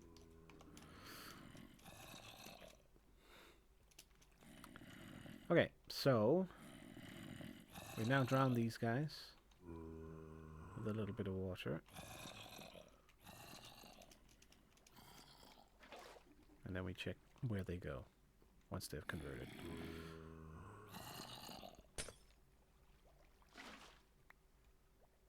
I don't think that's going to be a problem, but maybe. Oh, wait. All right, 30 seconds, roughly speaking. I'll go get the stuff in the meantime. Have the food. Feast upon the souls of pigs. Kind of. I'm not sure what else you want to call it when you eat a pork chop.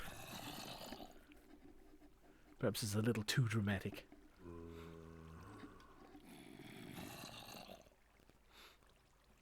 Alright then. There we go.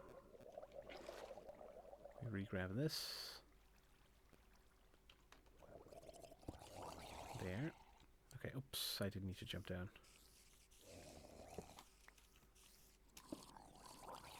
There's no way out for them other than to go into the tube. They don't burn, which is perfect. Now I dig out that one. Now where do you go? It is not daytime, so you go nowhere, I'm guessing. Which is a problem, of course. He's stupid, so he walks the wrong way. They start exploring. Not sure if they're going for me. What do they think they can get up to over here? Fuck. There's no way up, gentlemen. What the heck? Bro, what are they doing? You are not tall enough. God, my guys, come on. The water is fucking over here. Alright, hold on. Make it a little bit easier to pathfind, maybe? Come on. Why do they... is it because they're locked onto something else? Another piece of water somewhere that they want to get to. That they really want into this corner for some reason.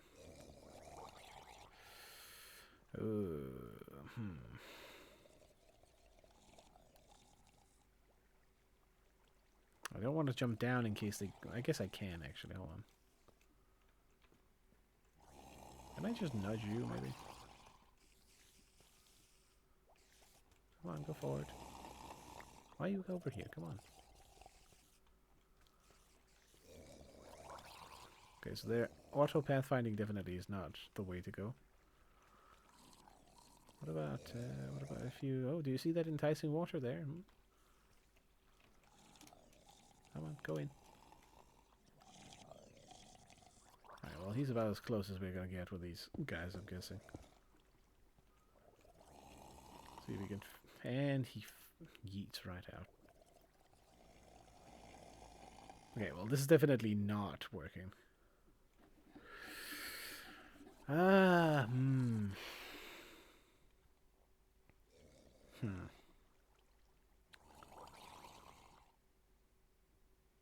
the hell do I do this in a mass-producing manner? I kind of need them to go into the water. It's kind of the easiest.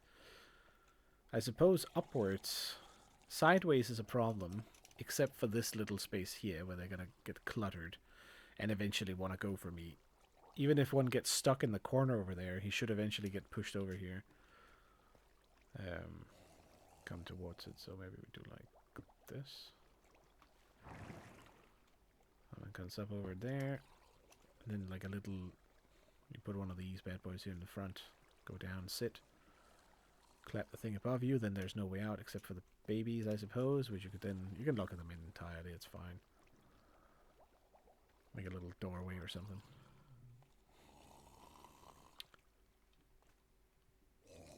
Okay, hold on, hold on.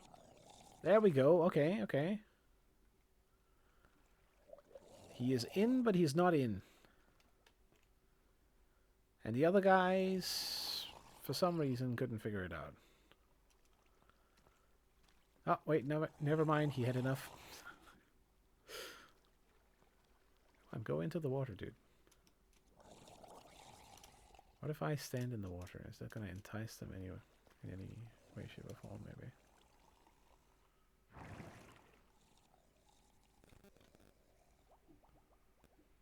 So if I'm over here in this corner, I will get pushed unless it tries to directly swim away from me.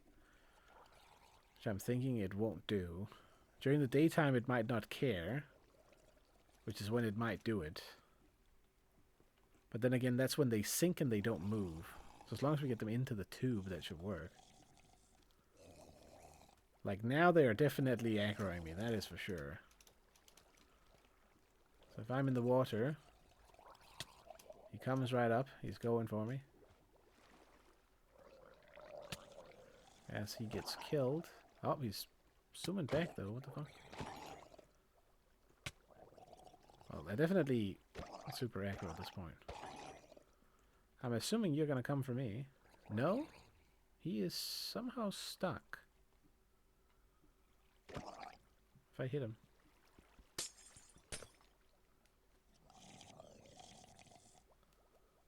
He gets up into the water. Why is he not attacking me, dude? What the fuck? So yeah, this is sort of the issue with them.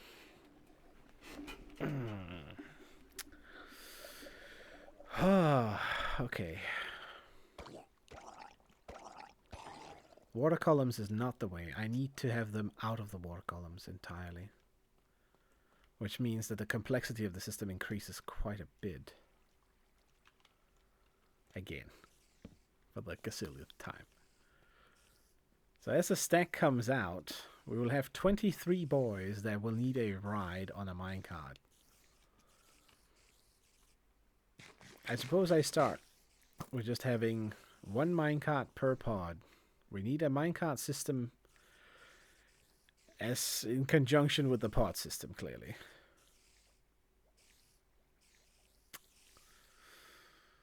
Which means...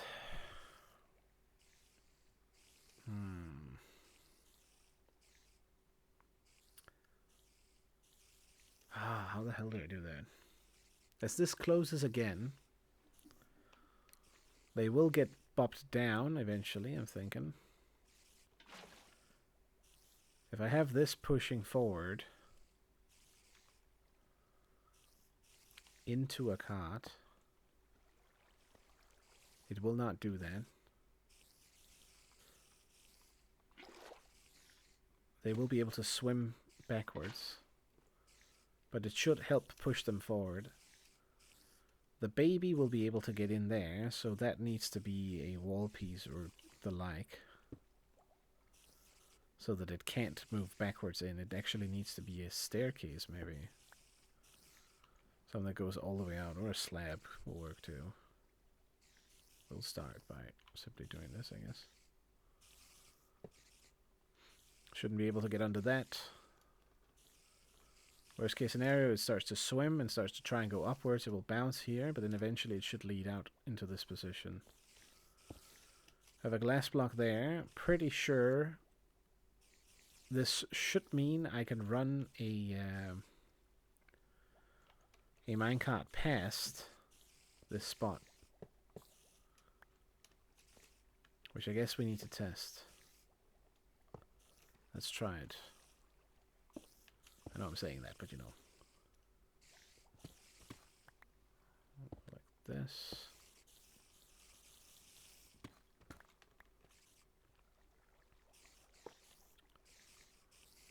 I guess I'll do like that. We don't really need it down here, though.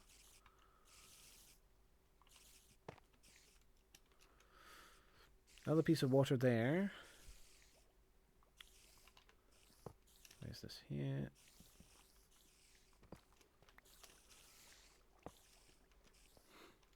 I just want to run him down to the end here. It doesn't actually matter. I have a minecart on me. That's perfect. I hear some spiders dying somewhere.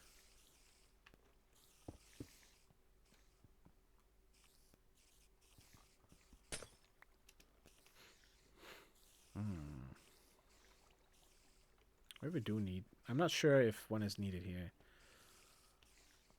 Alright, water. Again.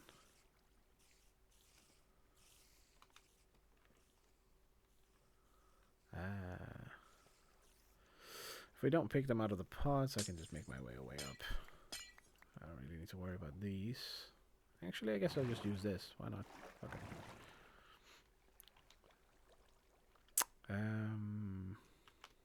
Because it's like right where I need it to be anyway.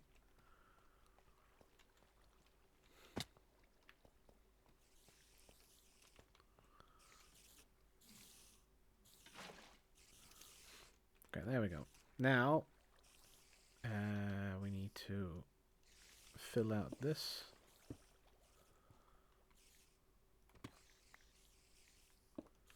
Full tube all the way down.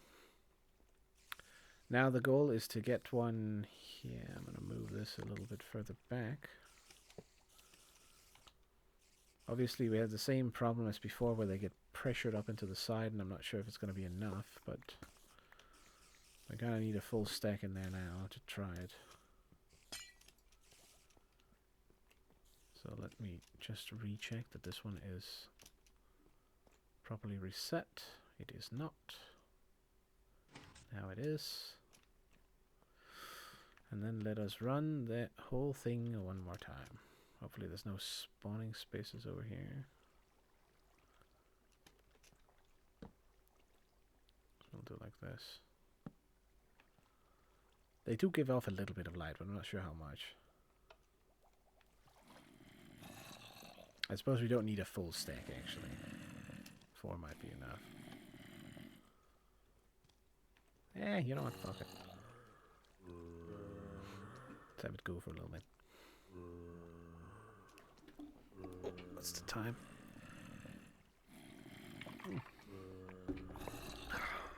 Do time still.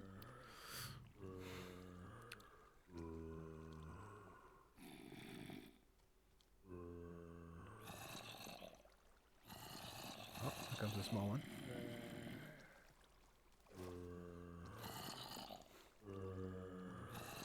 Oh, he's stuck. He's trying to get to these. I need to probably... Dude, no.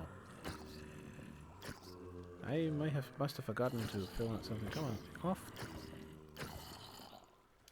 Alright, hold on. Oh, forgot to turn on the fucking mic out. Hold on. It's going real wrong. Wait a minute. You little bastard. You're not supposed to be there. Excuse you. There's not supposed to be a pathway there. There we go.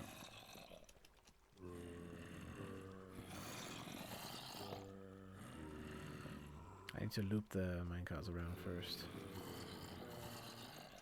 Reloop carts needs to go one onto roof. As we have them zoom past here.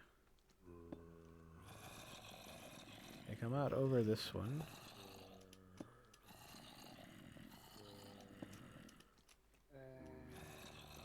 Which means we need this.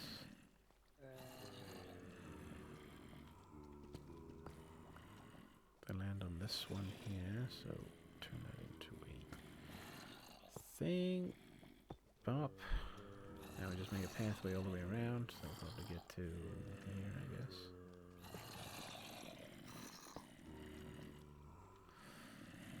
Here. And I'm thinking that should be enough. Assuming I have enough rails.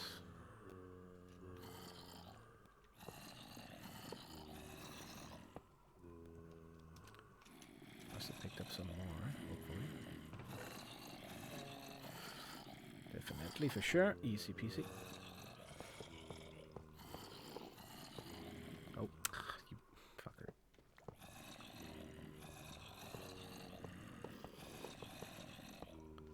There.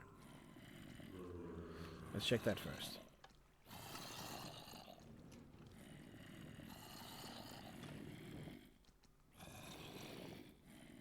Oh, oh, that's a little bit too slow. Dang. Give it a little bit more power. Probably hits this one. That's probably why.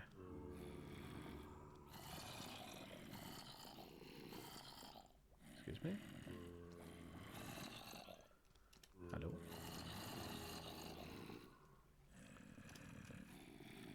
Oh, I see, I see. I just turned it off. There we go. I'd stolen the minecart prior. Comes there. Good enough.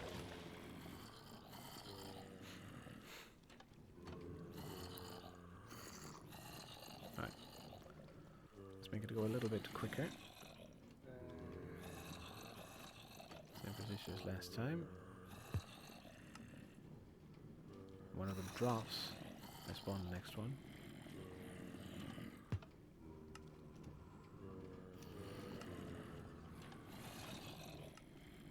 I guess I could do 4 potentially. Let's just do 3 to begin with.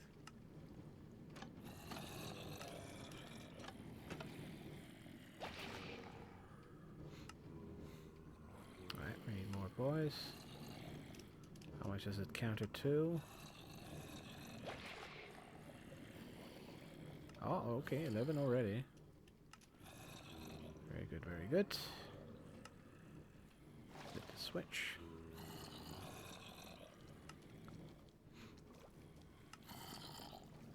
Another 4. We're at 15 with this stack.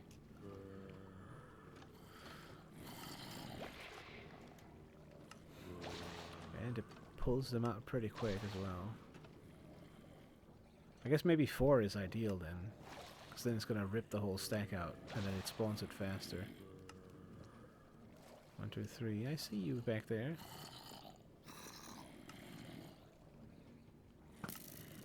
Come on then. Okay, he was definitely still in. Maybe it tries to spawn them when it's not full. Have we started the second tube yet? Not yet. But I'm guessing soon.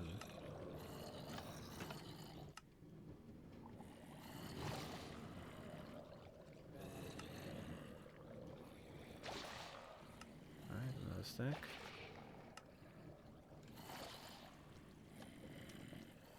Let's just look at the number.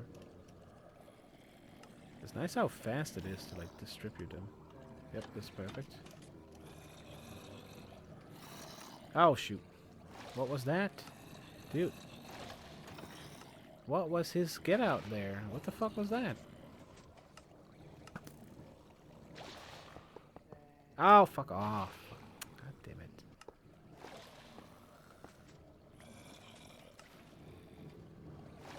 Ah, Christ. Wait, what? How did you get drowned? Okay, that was not good. I'm not sure how he got out. Ah, for crying out loud, fine. And where did he come out from now again?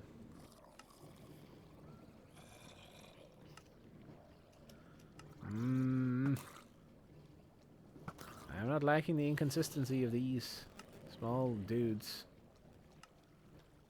Why they can't seem to... Whoa! Dude, where is he?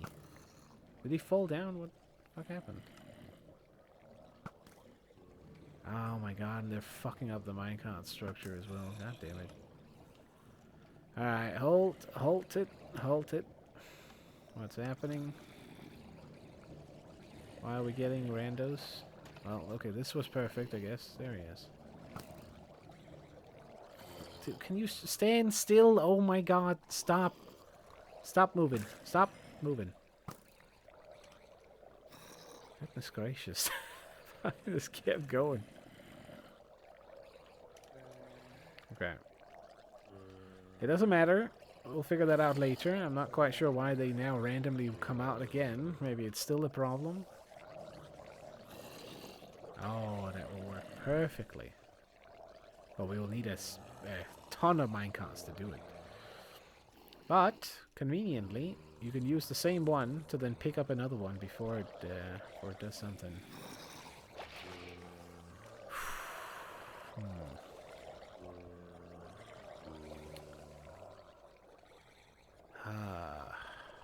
Which means we need to deposit you in a kill chamber. Don't look at me like that, come on. I'll make it quick. It was a little too on the nose there. Okay, so after this, after they get peeled out, we now have a way to peel them out of each cell. But we need to do that fast. Like, quick. This needs to be like a conveyor belt of minecarts. Like a proper chainsaw, unlike the top one. Which means... Which means I think the feeder system and the chainsaw down the bottom need to be different. So I think we need that one running perfectly smoothly all the time without any shenanigans, whereas this one up here... but it would be nice to connect them. Fuck. Fuck.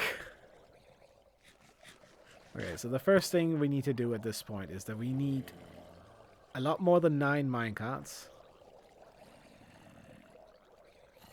Kind of.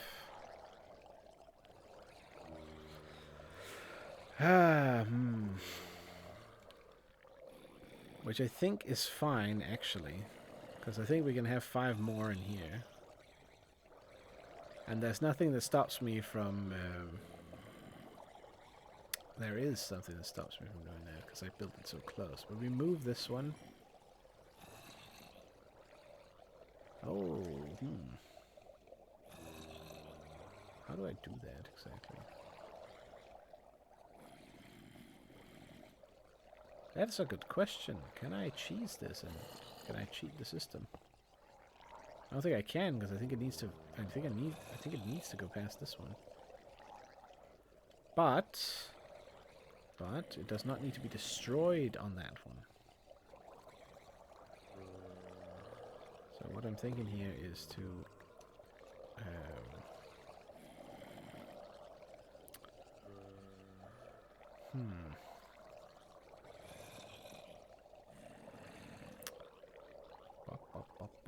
How do I do that exactly? I think first things first, we lower this entire section all the way down to the same level. Which means we have to extend this bridge down. Crap. But that's okay because it's kind of quick.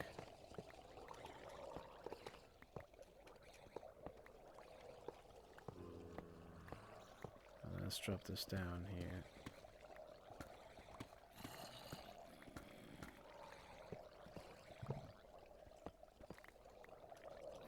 So assuming we drop down to this level, let me dig this all out.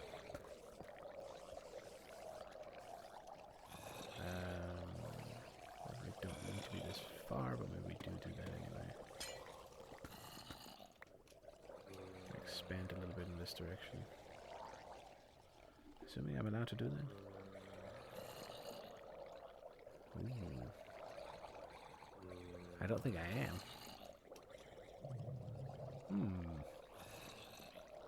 Shoot.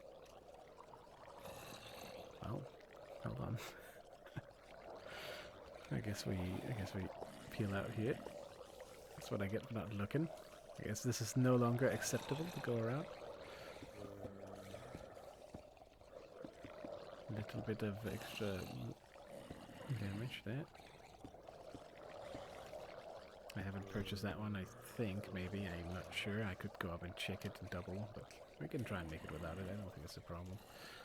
If I expand in this direction anyway and underneath, I know we're fine, so... Oh! And no one was any the wiser. Unless... Hold on. Wait a minute. Have I upheld it up here? I haven't. Oh no! Oh no! Okay. Shit. I could like cut down a size, but I need this to not be a curve. Or we just give it power enough, but we're still pushed in one. Okay, hold on. This is pointing in towards where this one is, which means this is the aquarium. This chunk here. Which means right behind the aquarium is the tree farm, which means I can go into the side here and be fine. Let's just double check. So, because I know that this one, when I'm looking at the right way, I'm looking in the direction of the farm here, or the bank, I mean. Perfect, right? So we go over. We're in the aquarium. We go forward, and we hit the wall right around here, and we do have both this one and this one, but we cannot go further down here because I don't have this one. There's just a creeper hole there. Ah, no. No, no, no. I'm going back in the hole. Fuck you guys. Fuck you. Fuck you. Fuck you. Fuck you. Bastards. I can't believe I peek up one time. And then... So yeah, basically like, as you come up here, you go forward, you go out to the door, you're in the aquarium here, and then you go forward over to the tree farm. But it does mean that I'm limited here. So I can't go past this. I can't go into that corner there. Or this one. I think. Shit. I'm just barely going into it.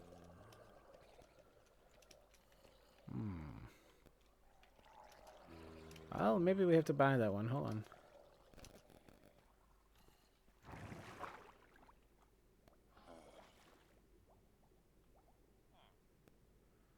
I cannot remember if I have it. I don't. So they stick out of the end over here. I need to buy this one and make something here. Shit. Okay, well, I guess detour to keep things following the rules, sort of.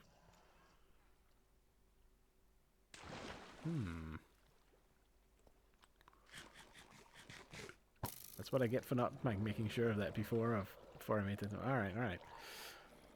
Pause then. Pause for this. That might be a good segue into spending the last hour doing something else other than being stuck in the hole here. But I wanted to dig down and repair it. Alright, fine. Fuck it. Detour time. I think I go sleep first. And then we build something pretty instead. Take a break from the redstone. That's probably a good idea. Make something nice looking. What the hell do I want there then? I have to buy this one.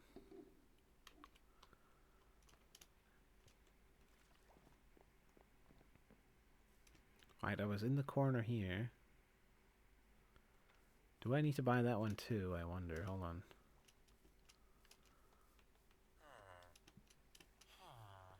So when I'm standing here, it's a cross, and then it's a corner over there. That's the question part.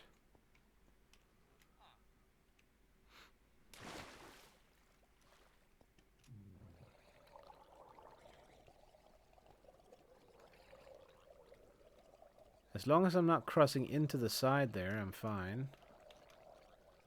Which I am not. So we only have to buy one. Crap. But I do have to buy this one. Okay, alright. Well, detour. Any craft miners in chat? I believe not too many today. It's a little bit slow, but I've been doing a lot of work.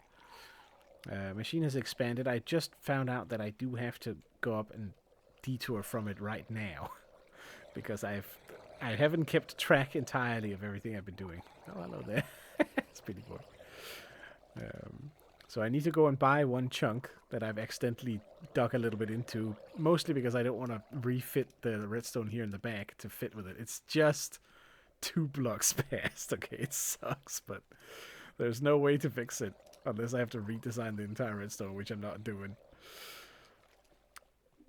So I need to build a little something. Unfortunately. It's not unfortunate, because I kind of want to as well. I've been stuck down there a little bit. I basically need to buy this one. And build something in it. So that we can viably use the underground space. I gotta say though, it's even though it's sort of like, oh damn it, because I didn't like think about it. It is it is a very good excuse to then take a break with the redstone and do something else in the game. Which is very good. Sleep first. Let's see if I even have any money I can buy it with. I don't want to spend those. Please. Oh, fuck. Oh, thank goodness. Can I just dump some of all of this in here? Use it for once. What about those? Are those maybe protein? Hoppers are for sure. I'll just put in some trash. Where was that? Where'd it go? Oh, it was all the way up here. Right, I only need one.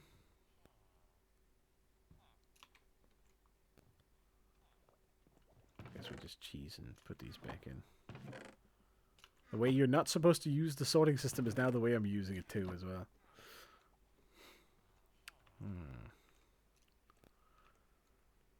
I suppose it's time we upgrade the things. I'm not sure if it changes anything at all. Oh, that is so cursed. This is like the worst one, possibly. I feel like whenever it's the blue, it's sort of fine, but here it looks like that's part of it, and it just looks terrible there. But I think it's just gonna be this map, right? Yeah. Well, I suppose we double check the rest of them.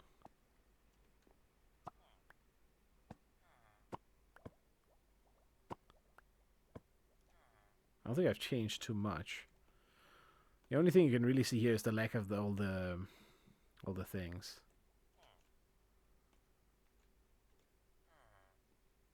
I suppose the ice will freeze again if I haven't fixed the torches.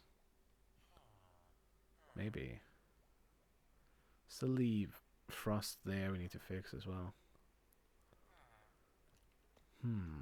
What do I build here? I'm tempted to buy the one in the back as well and then build some sort of small building that connects to the road.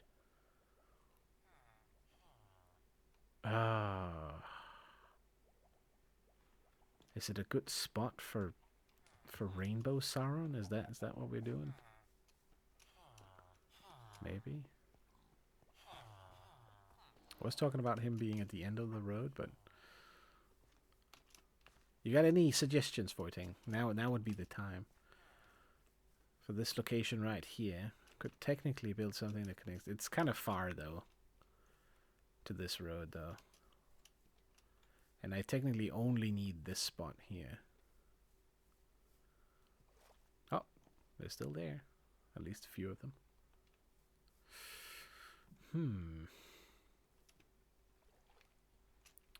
What could be right here?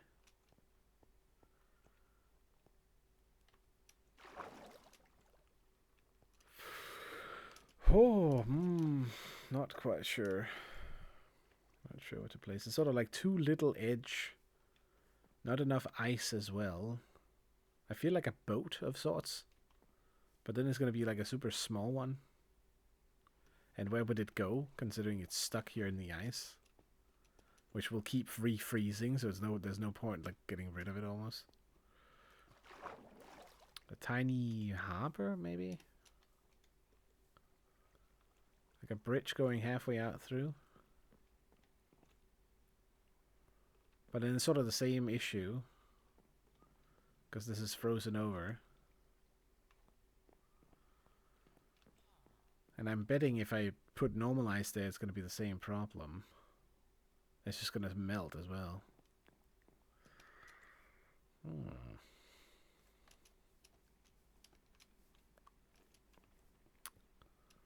I still feel like that tower would be better on that spot right there.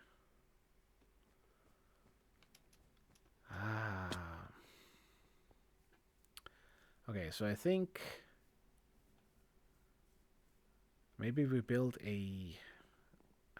What the hell do I do here? I'm feeling like a small bridge going that way. So I don't have to walk across this. Maybe that's what I do. Just a little pontoon bridge. Something easy.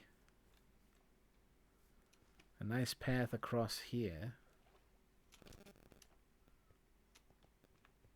Can lead over to the rest of it. Or maybe maybe we fuck it. We go all in and we terraform the side over here. And we actually do buy both. And we terraform... how much can I go out to? I guess we place the limit, but like here. We get this entire waterfront here. We could expand it deeper in and then make it a proper harbor for where the submarine comes from. Because right now, that's kind of lacking a little bit. So dig out a lot of all of this. Oh, but that's a lot of work though. So basically imagine like the submarine starts here and then it goes underneath. Underneath the ice. And then it's over there. And then it's on its way out in the ocean. Something like that. What the hell does a submarine... Like, doesn't it just like normally come up to a... I think I'm going to do that. I have been in lack of a harbor a little bit. Been missing. It's not quite where I would want the harbor at, though. I would sort of want that over here. On that side, kind of. But then again, this bridge sort of blocks that anyway now. And then you could also say that it's just because it's winter time, so it's frozen over.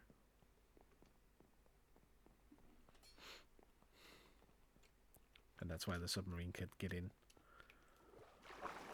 Ooh. Begs the question why you then don't make the whole thing here into a harbor. But I like the aquarium though, and that would kind of get destroyed if I do. So harbor is probably not the right call. Anyways, you know what? Let's start by saying like this. But I need this one. There's no other way. I have to buy it. The second one here, a little bit questionable. Might want to save it to turn this one and that one into a tree farm within these two blocks. Would be good to have the option for an explodey bit somewhere. Now, Kind of like the netting here that keeps everything in, like the fish and all. So it's a fish farm here. And then a small building. Sometimes when I need to cross here, I do go over this little line, but it always kind of fucks up a little bit. So like a pathway would be okay, but if it's just a pathway, it's kind of too simple, and then I kind of need to have this. What kind of building would work here in such an awkward spot? Ooh. Okay, I have an idea. Something on stilts, right? That has a little bridge that goes out into this area. It hangs in a little bit over. So you can look down on the fish as well. So like a side building to this.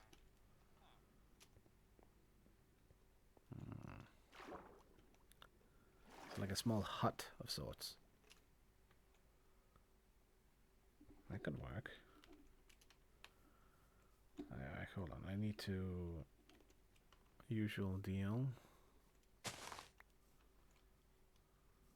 Cut out all the grass, so we can sort of easily see where we're at.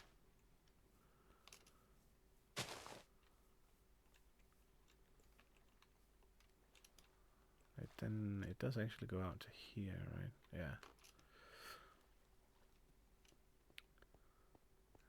And then it goes right to this. Yeah. Oh wait, no. Here. I'll just do like that to indicate so we don't melt all the snow every time. Let's do that so that gets filled in. If I'm then smart about it, I make sure that it's not, that the roof parts of the building is not sticking into any of these. Which means we could make like the hut in the shape of this, so that it perfectly doesn't do it. Alright, well, wood time. I'm gonna make it in like a similar style to that one.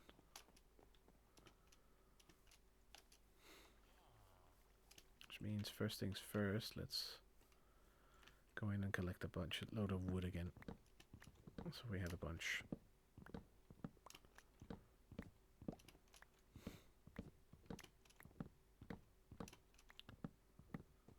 And it's getting nighttime already, isn't it? Oh, that is far enough.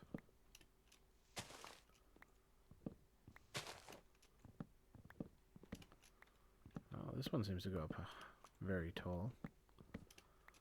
I both like that they don't, you know, go full. It's also a bit annoying.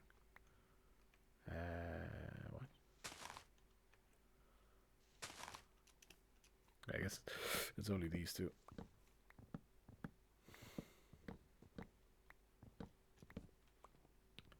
Oh. I might as well just take the whole thing down. It's practical. Just double checking how many saplings it is. Not really gonna matter. We're gonna have to wait for them anyway to drop as always. Not the most efficient wood farm, but it works for the purpose still. I haven't needed wood on like a massive scale. It's mostly for when I need to craft some smaller stuff. For machines or stuff like that. Oops. And since we're still lacking the option for coral anywhere, we're kind of still stuck with not having any blast chambers. Which I suppose is an argument for making TNT like not work via dupers, but that would also suck, let's be honest. That's a big debate for Minecraft as far as I'm aware. Whether the duper should be a thing or no. I feel like there's good arguments for both sides, unfortunately. A little bit more for the duping. Which otherwise I wouldn't say is good for the game. Because it is a resource gatherer. Well, you can dupe anything, it kind of negates the whole reason to collect resources, but... Renewable sand issue, right? Movable tile entities issue as well. Both those kind of need to be solved for the game. Be able to move your chests around and stuff like that would fix it. It wouldn't fix it, but it would make it more fair, kind of. Even though having like the flying machines that can auto-bomb everything is still pretty good, considering the amount of blocks that you need to do when you do like big projects in that sense. Hello again. Did you leave? Oh. But it is chill, so you know. Not always the most exciting, I'm aware. Like right now, for example. Oh, okay, well that's good. I didn't. Not today. I considered doing it, but then I got a notice from the water company being like, we've had a fucking break on some, you know, there might be low water pressure because there's a break somewhere. So if you could not use excessive amounts of water, it would be nice so we can get it back online. You know, if everyone like takes it. So I was like, okay, all right, fine. I guess, you know, what's my excuse for not taking one? Even though I am a little bit in need. Grab that.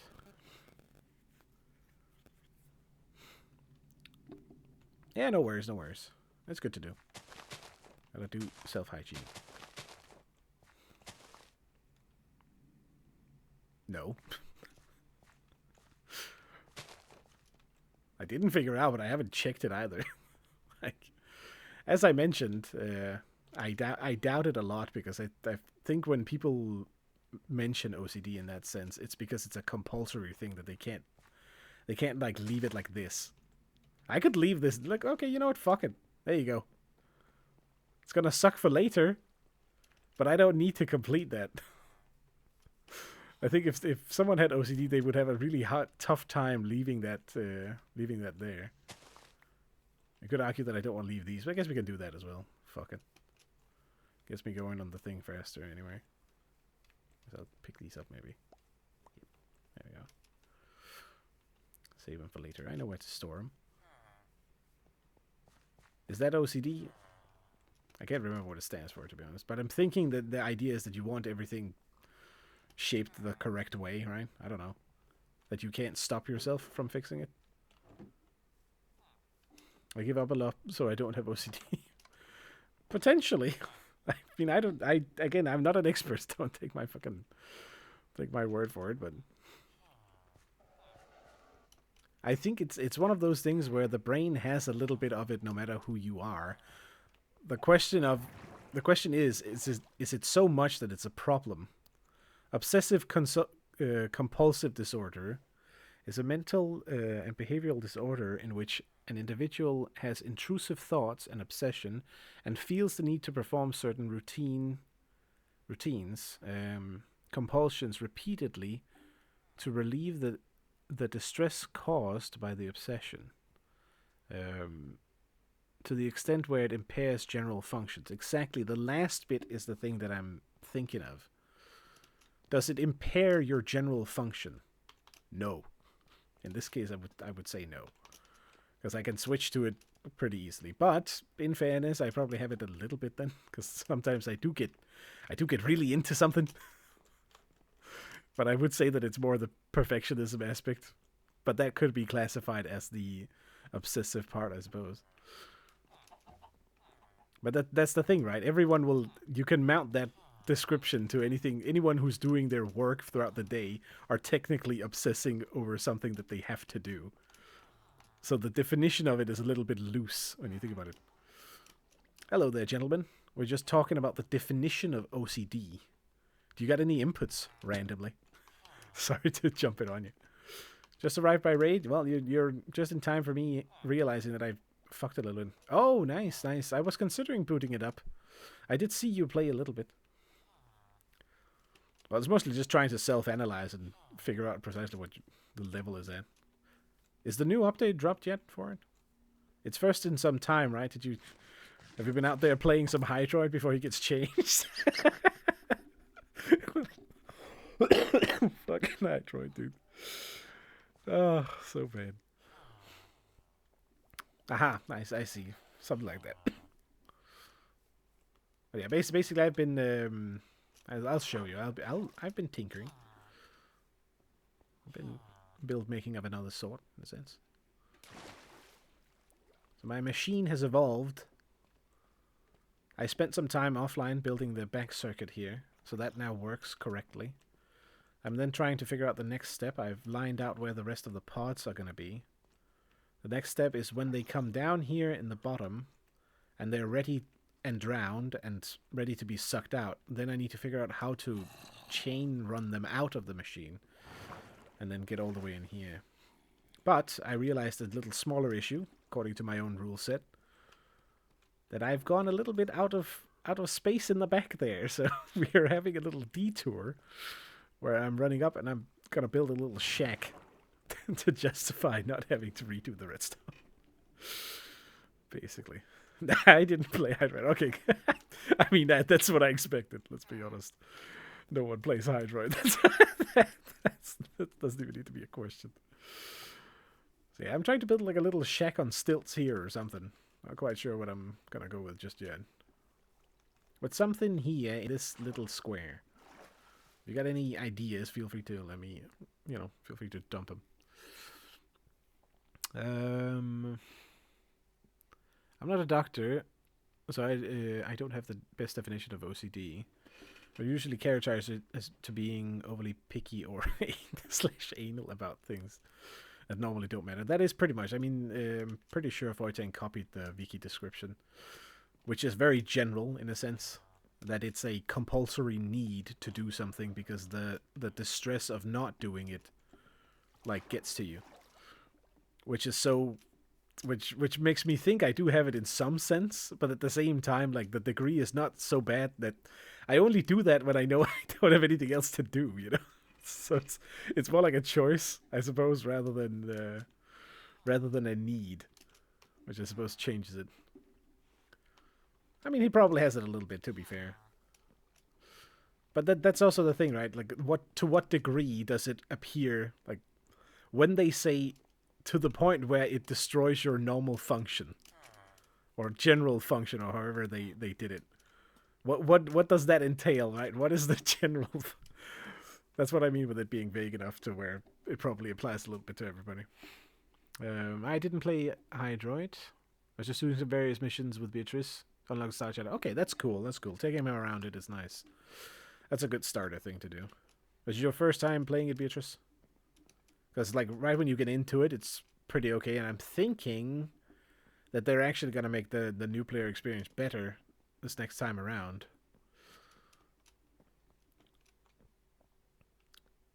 Chris is indeed cracked in Warframe. He's played as long as I have, pretty much. I have, like, a fair bit. And you want to know what the worst part is? I have a friend who is, like, MR30 or more. He has played it more than I have. He has that need to, like, collect it all. He's a little bit further as well. I've been playing it, like, casually, but just for a long time. So I've never really gone as hard as he has, but I've gotten up there eventually. We played together before, but it was over a year ago since I last played. That's fair. It's a good game to, like, return to occasionally. Discussed it a fair bit with my friend around it, and it's sort of like we saw the new update and we were both like, oh, okay, nice, so it might be worth playing it in about a year when enough content has been made to, like, grind properly again.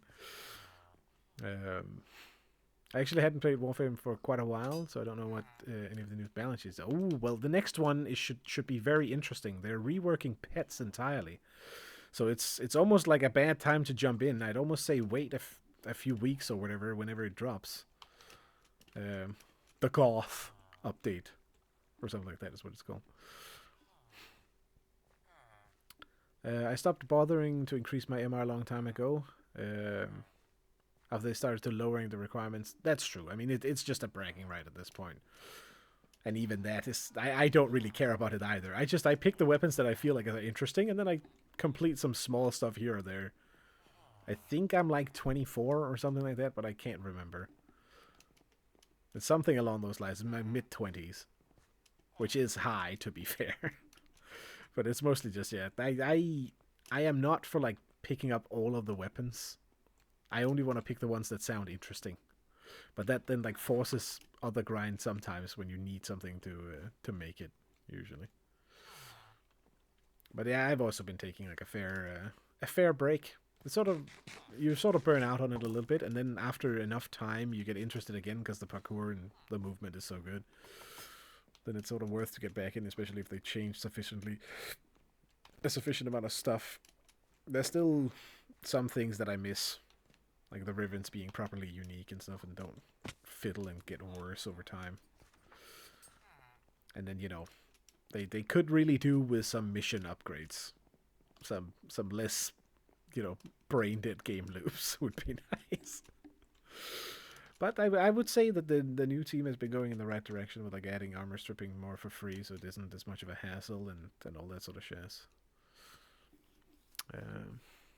Yeah, I'm not. I'm not a wait. I'm not a fan of grinding much. That's fair. It is fairly grindy, especially in the beginning. It's sort of like it has an interesting new player curve. Warframe in like the beginning, you have so few resources that you can't really do anything. Then you hit that like early to mid period where you have enough resources to build all of the stuff that you have, and you get everything going at the same time, and it feels nice because it's all of it is working itself off. And then when you hit like the end game, then you run into the same problem where there's no new stuff except for the newly introduced grind stuff, and that kind of gets stale to just okay, do the new content, did the new content done, nothing to do other than return to the same shit, right? They could work a little bit more on like making the long term player loop function, but I'm guessing it's not really worth it for them to do, because I mean it's already successful enough, right? So kind of hard to say. Yeah, I never bothered. Honestly, there's still some of the base frames that I don't have because it's easier to get the primed ones. And then one thing that I saw was, which is quite funny for, one thing that I saw which is quite funny for the new update is that they're gonna lower the Yareli quest. I think the Wave Rider quest, the one where you need to go around on K drives and do shitty flips and whatever. The one quest that I didn't bother to do because I hated the K drive so much. And I tried the quest, and I was like, fuck this shit. And I just left it in the fucking codex. Ugh.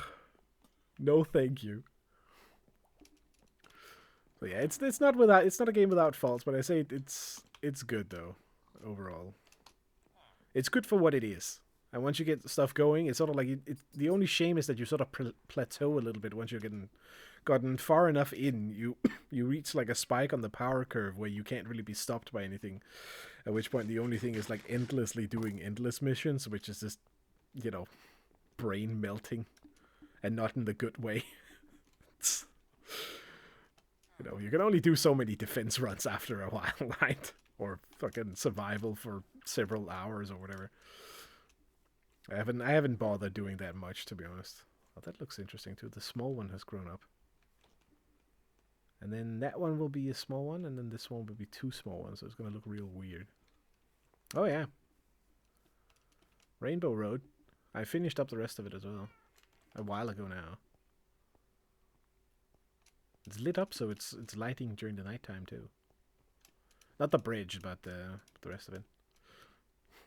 Goes up over to the Bone and Gold Road, or Beige and Gold, which I haven't finished just yet. It's a boring project, so I didn't really get too far with it, as you can see. I've been working on other stuff. Did you see the new area, Beatrice? Or has it been like a long time since? I have this space and another one now. I've just been working here because I've been busting my nuts trying to make the copper farm work. Just back underneath here. I also did the cellar of the house, so that's nicer. Yeah, that's fair, that's fair. And then down here, we of course have the spawner in here that I've then been building all of this around. I guess I'll take you on a little tour. Okay. So you can spot something new. Yeah, sure. This should make sense, but I have made this. This is fairly new, making the cellar down here. This was just a shitty hole before. And we have the little farm. The vault, the blue road going over, the pseudo sheep farm on the back there. That's kind of not really a sheep farm. The hole and all of these buildings and all that sort of shit. But then I need to hold on. I need to get over there first. I'll shimmy through the whole thing as usual. I do like, even though it's mega chaotic in this space, I do like how it's been shaped. You know, all the randomness. Then I made this the entry to the creeper farm. I still really like the entryway. Did a little bit of a floor pattern in here with some broken bricks lying all the way around. Of course, I have the back in here, I think. Yeah. Where the minecart, the looter cart is going around. A little slowly, though. Alright. So now they can spawn in here as well. And then I believe I redid this as well. Probably haven't seen this. This is also fairly new. It was just a dirt wall here before. I pulled my ass together and made a proper dam-like structure with some iron pillars so it looks a little more legit. With a little bit of extra on the side here. It also gives me a nice little way to get up right here, which is practical. Do I have a boat here? I do. Actually, I have two, okay. And then, of course, I finished the teleporter. Not sure if you remember that thing. Did the sea creatures appear on their own? Squids do, yeah. Fish do as well. And I believe the dolphin does too, randomly. Of course, we have the slime farm over here. I think you have seen this. But you may not have seen the other area. Do I have... I don't have any pearls on me. I think there are some in the chest. Click. I will need to wait a little bit, though. For it to kick into gear. So as the first one is a little bit longer. I need to like try and figure out what the time for that would be.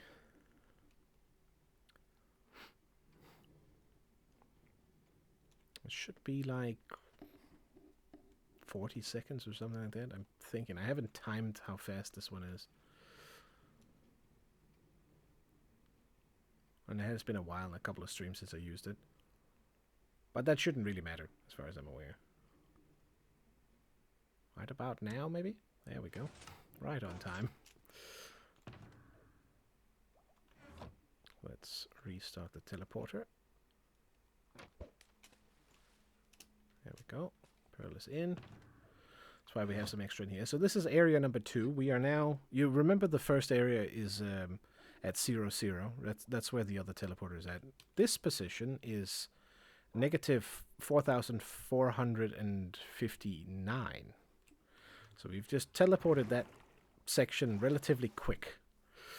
And out here I've made like a gigantic dirt sketch of the whole thing. Still all vanilla. Just saying. So what I was trying to do here is, as you can see, I purchased all of these blocks, dug out a gigantic amount, and then we're coming up on the snakehead over here. I have made this rather nice looking mouth in the front. The good overview. It's then supposed to eat another one of itself. It goes down into the ground here. We do have further ahead as well, I believe. Because the whole point was to try and get to the fortress.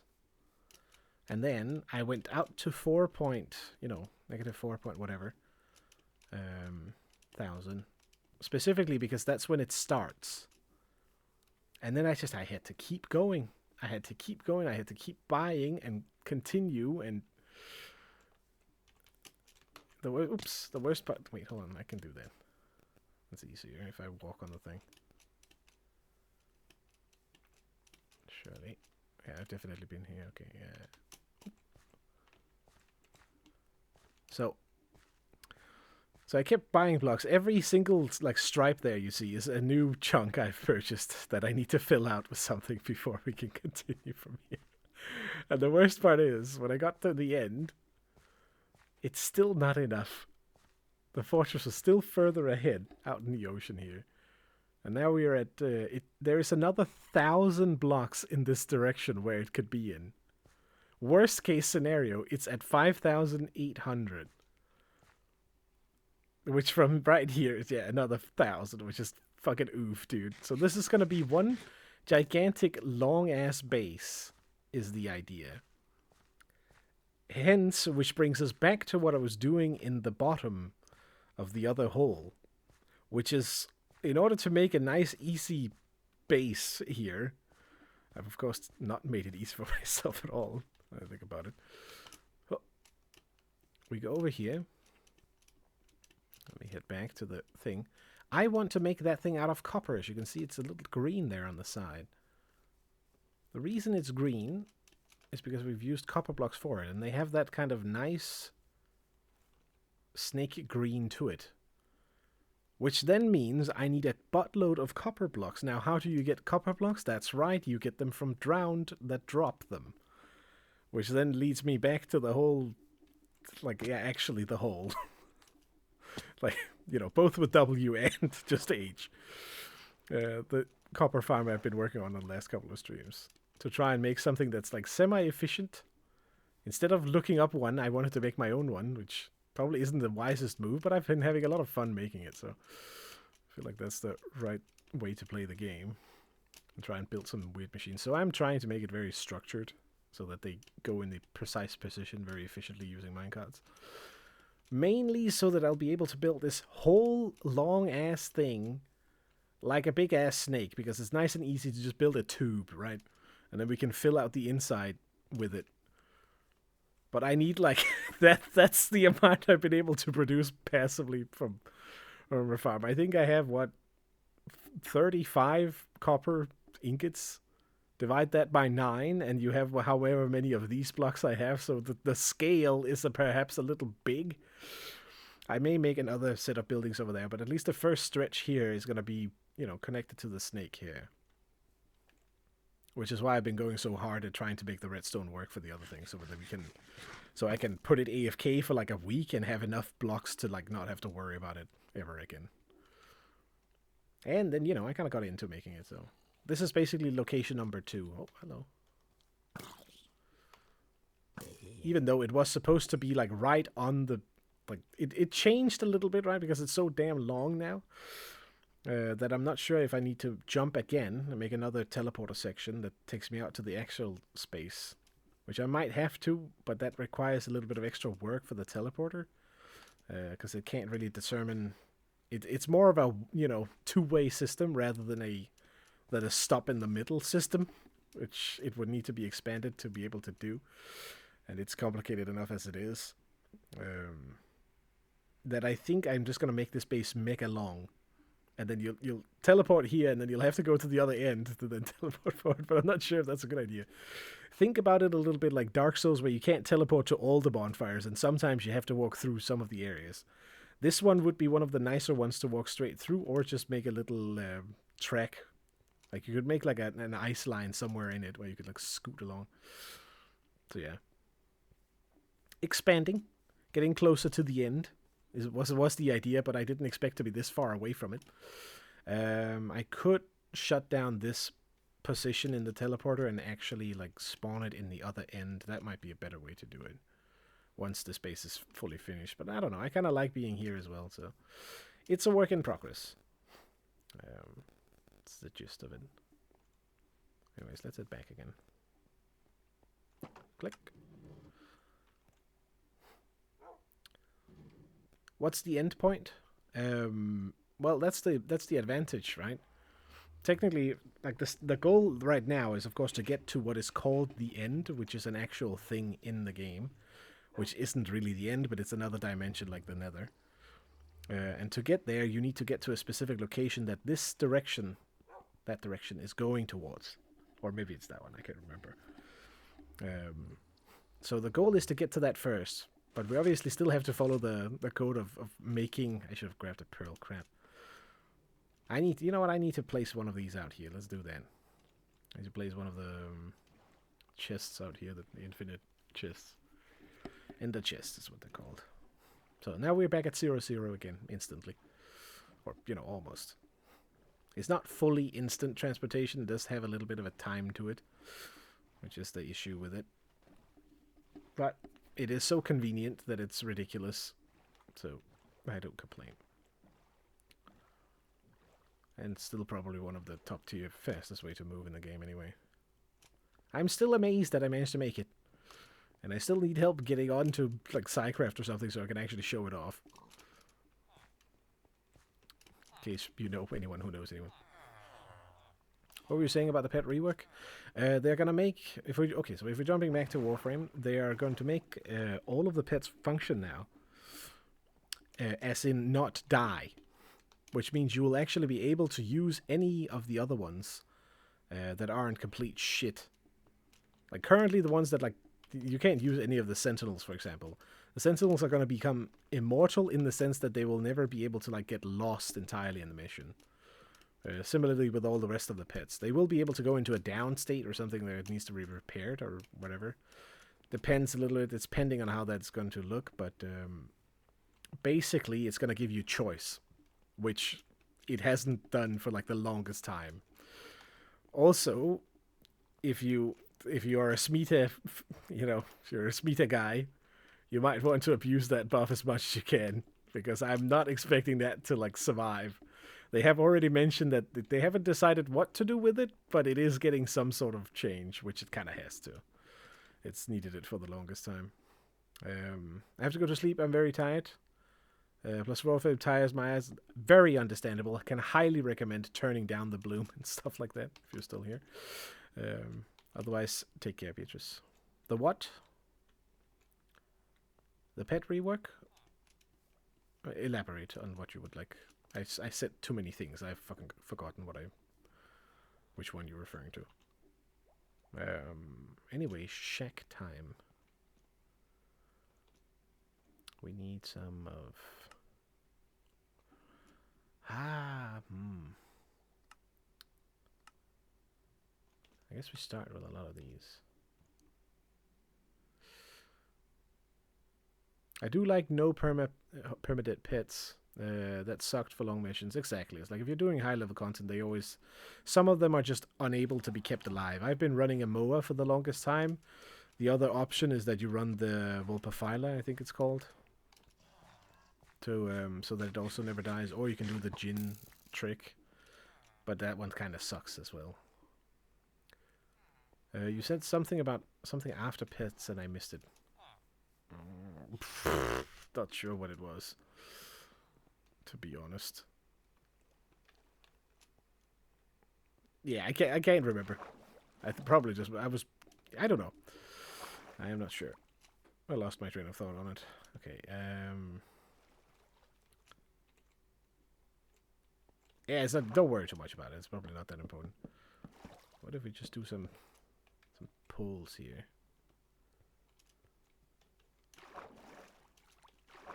But yeah, I'm looking forward to the rework, because I've always liked the pets and I've always hated how I had no choice in what to use. Because first of all, there is the argument to use the Smita because it's the only thing that gives you loot and affinity in the game, which is broken as fuck as it is, which I've always hated. So I've always never used it because I was like, fuck it. I would like to play the normal game without like being on boost mode all the time. Is that enough? 1, 2. Okay, hold on. Because there's only 3 in between. Shoot. So it needs to be there. But yeah, so I've always felt like it really lacked the option to use other. I've always liked the Shade, for example, so that you get an option to become Invis. But it was never viable to really use, because as long as it dies all the time, it's like, what's the point? Which luckily shouldn't be a problem anymore. So I'm considering switching back to it, which could be fun. Get an option to go Invis occasionally. I am liking that idea anyways. Or just in general, like being getting back to actually trying to experiment with different, seeing what will work. It changes up the meta for it so much. And as I mentioned, I've been running a MOA specifically because I like the... what's it called? I think Hellstrom is something like that. The weapon that it uses. I like that one because it's nice. I think I'm going to make it like a wider one.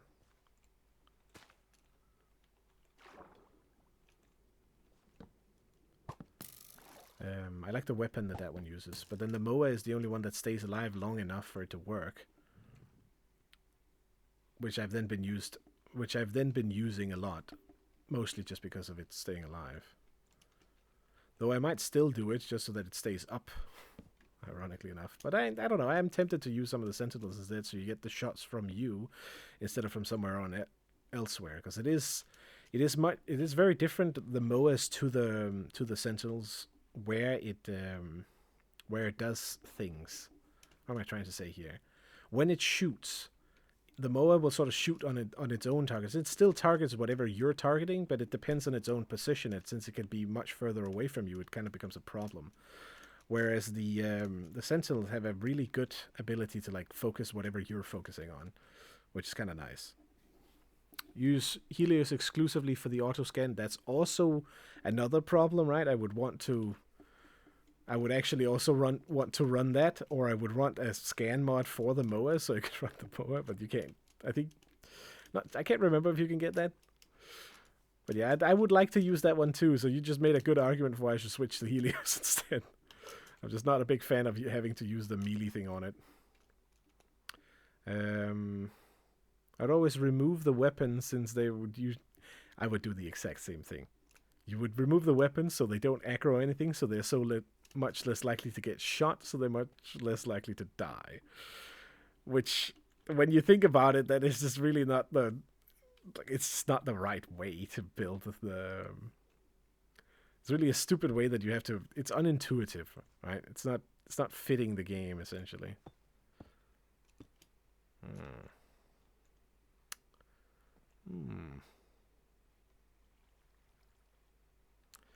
It's going to be a little bit awkward now, because these are going to go down here. Kind of would want those to go on top there. I think we move it all over one. And we make this sort of little square sideways building. So yeah, I'm looking forward to it. I think that could be okay. It could be a good reason to come back and check, to mess around with it, try and play around with the pets, see if you can actually get to use the one that you like the most rather than the one that just stays alive. Some actual choice on that front would be good. I can also still, though, recommend the MOAs, because they are basically Sentinels that don't die. Assuming that you're playing on a something with a lot of armor, which I like. It isn't... But I don't like using Sentinels for damage anyway, so I never mind. That's the only thing I worried a little bit about, what they actually mentioned, that they're adding new mods to them to make them stronger, potentially. Because there's actually a big problem with them killing stuff. And that is how the affinity sharing and the affinity shenanigans work a little bit. I looked into it at some point because I was curious about making the Sentinel kill stuff. But then if you do, it actually steals your XP. So it's actually best if it doesn't have any damage on it at all and never kills anything. Which I'm hoping they are considering to revise with this, but I'm not sure. It would be like, if it kills something... then you don't get the kill. It gets the kill. And because it gets the kill, it shares the affinity of the kill between its weapon, if it's a MOA, and itself. And you get none of the rest. Like, there's no leftovers. It's 100% for it. Which is a bit of an issue, of course. How do I make this so it looks a little bit better? I kind of want to make it like look rickety in a weird way. So I'm thinking like straight down and then a little bit, like this, like a weird shape. Ow! Cut off.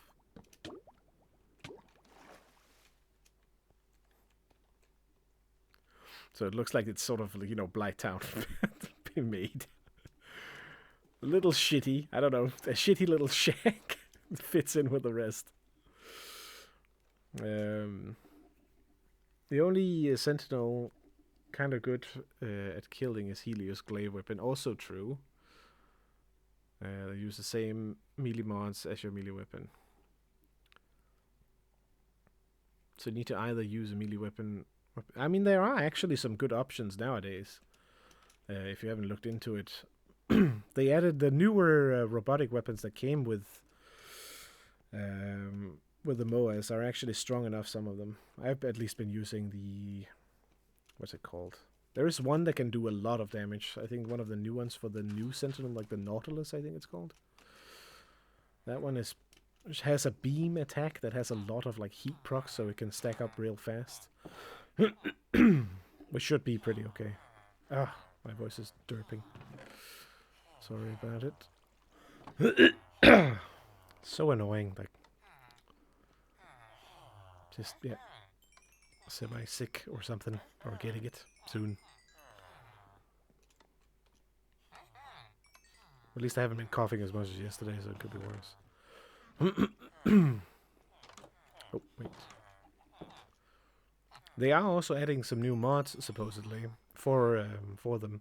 And changing a lot of existing ones as well. So if there's something you're relying on, you might want to look up on it. Animal Instinct and... what's it called? Vacuum are still going to be, like, functioning normally, I think. I mentioned those two should stay the same, and hopefully that will remain the case. That was a perfect jump down. Nice.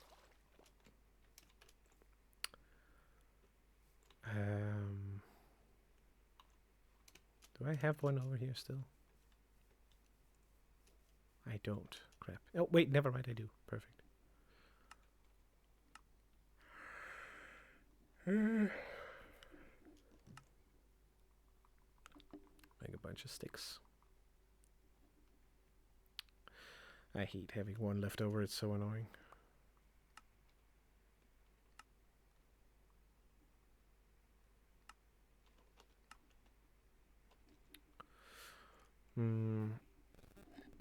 But yeah, so it should be interesting. They're, in a sense, they're basically mixing it up, right? So it's almost worth going in to check and see what the changes are, just to be just to familiarize yourself with it again. I feel like one thing that will be good as well will be the because they are changing it so that they can all survive more. One thing I'm thinking that's going to be nice with them is that suddenly it's kind of worth upgrading more than one minion, essentially. Mostly because you can then use one for one mission and one for another. When new stuff comes out, you switch to Helios to do all the scans. Then when you're done scanning and everything is in the codex, you can then switch back to using something else. Like a Shade if you need to do spy missions, or a... what would it be? I'm not sure how much the Looter one is going to be used, like the Carrier. Maybe a fair bit if it's still tanky. It all really depends on how well their uptime is going to be, which is really the key factor in the end of the day. If the uptime is going to be shit anyway, even with the new system, then people are going to like still use what they're using now, which is the stronger MOAs. Assuming that the link mods don't get like gutted completely, which they have mentioned might be the case. We do like this, maybe? God damn it. It's like I can't like get it up. Can't cough it up. It's fucking annoying.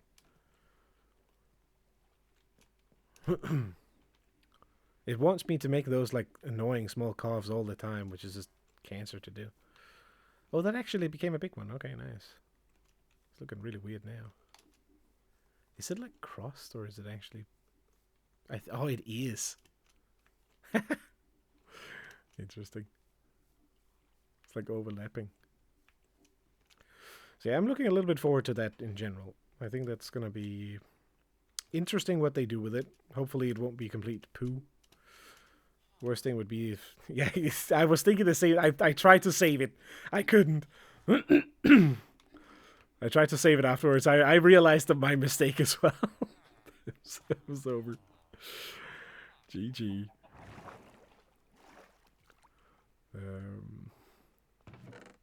But yeah.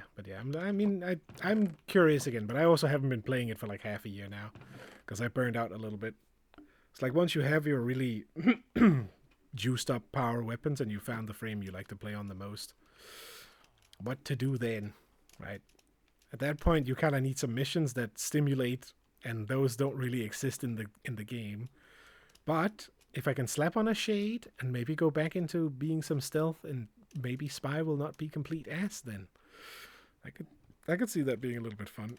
Even though spy is very much just speed run the whole thing. I'm a little bit of the kind of guy that don't want to switch frame. I want to make like the perfect jack of all trades kind of. It's so annoying. It's like annoying me more than it hurts or something like that, right? It's not like, oh, I feel terrible because I'm sick. It's just like, oh, here's a little voice toad that is just like fucking with it while you're trying to do something else.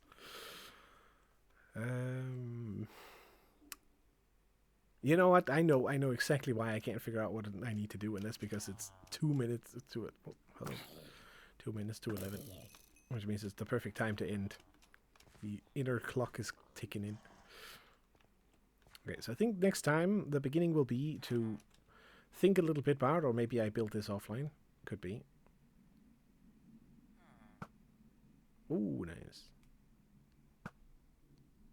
Easy. Build a little shack here that has an entry point on the back that goes in, has some little storage or something, and then goes over and has a little balcony or hangover that goes into the aquarium so you can see down or feed them. You know, the thing that tends the aquarium, sort of. I usually switch things constantly. I'm always swapping character and builds in game. I mean, in that case, you're probably playing it correctly, to be fair. Because I am more like, I know what I like, which is a tank. So I want to play a tank frame, and I have a fair few and gone through a fair few, but I have also found the one that is the best for it at the moment, and optimized the build where there's not much to put on it elsewise. I would love if they gave mind control a buff finally. That would be nice. It's been consistently nerfed for so many, so many updates for no reason. The Overguard update, I'm looking at you specifically. Fuck that shit so badly. But I end up, I play mostly, what is it? What's it called? Nesha, I think it is. You get the speed. You get the cleansing of status effects. You get the shield, which is quite useful, especially with how much armor I've stacked on him. And then I've slapped on the, what's it called? Dispensary? The thing that you get from Protea that feeds you energy orbs and ammo, so you never run out of ammo. It's just practical in like so many scenarios for playing like pseudo tank support. If I go into Eidolon hunts, I feel a little bit less bad about leeching at all because I stay alive and revive them if I need to. You know, all the people that one shot all the limbs. And then I pop a fucking dispensary right on them so they have like free extra ammo all the time and healing and shit. Seems pretty decent, even though they usually have pads or whatever. Pizzas. Especially Warframe. Gonna make sure I'm not leaving out my precious Prime babies tomorrow. I am leaving them in the... They are getting eaten by... if I could feed them to the helmet, I would. Kind of. That's what I do with all the normal frames at this point. Just to get the abilities. I feel like they've been neglecting that system a little bit, though. It's a kind of a shame. Essentially, a lot of the new frames have one ability that's like, oh, I guess this is the one that's gonna be the Helminth ability. Because it's like, it's watered down removal of armor in some new way. Like, when I heard they changed Hydroid, which they're gonna remake, and they're giving him one new ability instead of the puddle, if you remember it. The turn yourself into a puddle and sit on the floor kind of thing. That's gonna go in favor of a cone-shaped armor strip. And I'm pretty sure there's at least like 5 more of those already in the game. And it's like, I'm sure that's gonna be the fucking... If it isn't, maybe that's gonna be the first one still. Maybe they're gonna keep the first one being his helmet, but it's like it just sounds like one of those abilities where you've heard it a million times before, and sure, it's a nice thing to add to the kit, but come on. Ooh, Rusty Point. Main theme. So yeah. I don't know. as I talked with my friend about, I might still wait a little bit until the update has dropped, and then wait it, I don't know, a couple of months more, and then maybe boot it up again. It's that's kind of how it goes with the Warframe cycle. I feel like you play it for a bit, get real into it, change your builds around, do that sort of stuff, or tune up something new if you get the option for it. And then after you get a little bit tired of it, you take a break for half a year maybe until some new content has been added, and then you try it out. I didn't the last update, the I can't even remember what it's called, but the one where they added the new open world thing, mostly because the open world just looked so boring. Like it really seemed uninspiring. I like the idea of switching between game modes in the end. That it randomly rotated game modes, but it's like it's also a little bit lazy, right? Because it's the same game modes that we've been playing for a million years. It would be nice if they took a little bit of a step out of the comfort zone and actually made some new mission types, I guess. Like, don't get me wrong. What they have made are new mission types, but what I mean is like something alternative to defense, for example. Or a defense with a twist that is actually interesting, that changes it enough to where it doesn't just feel like defense. Not to out defense in particular, but just, it would be nice if the gameplay required a little bit more. I suppose the argument is that raids are missing still, and that could be the thing that does it. If that is ever going to come back, you never know. At the same time, it is a power fantasy game, so asking for the game to be hard in any given way, shape, or form is never going to properly happen. I'm not saying it should be, because again, I like to tank in the game, so kind of not want everything to one-shot you every time. Oh yeah, another thing, by the way, if you're gonna... I'm not sure if you're an avid user of shield gating, but if you are, you might want to look into how that works now as well. Because they've changed shield gating, they've accepted it as a mechanic, but they've also removed the complete broken bullshit that it has been for the longest time, where you slap on a Dragon Decaying Key and then abuse the base regen rate to have the fastest possible shield gating. TLDR, they're changing it so that instead of it being 0.33 if you have your shield broken for immunity, like so normally the way it works is that if you have less than max shields, you'll get 0.33 seconds of invulnerability. If you have max shield, it's 1 second and 0.33 on top, I think. So 1.33 seconds, right? But now, what they've been doing is... oh, really? They've added more... Well, okay. Well, if you missed it, I'll say it again. Basically, what I would wish for is that they added some more interesting, some newer mission types. They have added some, but usually it always devolves into the same like gameplay loop.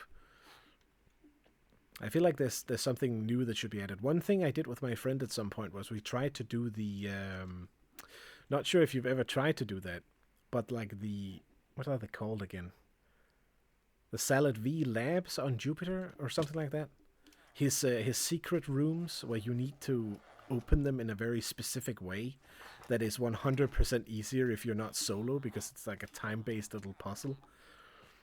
That sort of shit was actually quite fun for what it was. It was so unrewarding that we didn't go back, which is the problem, I would argue.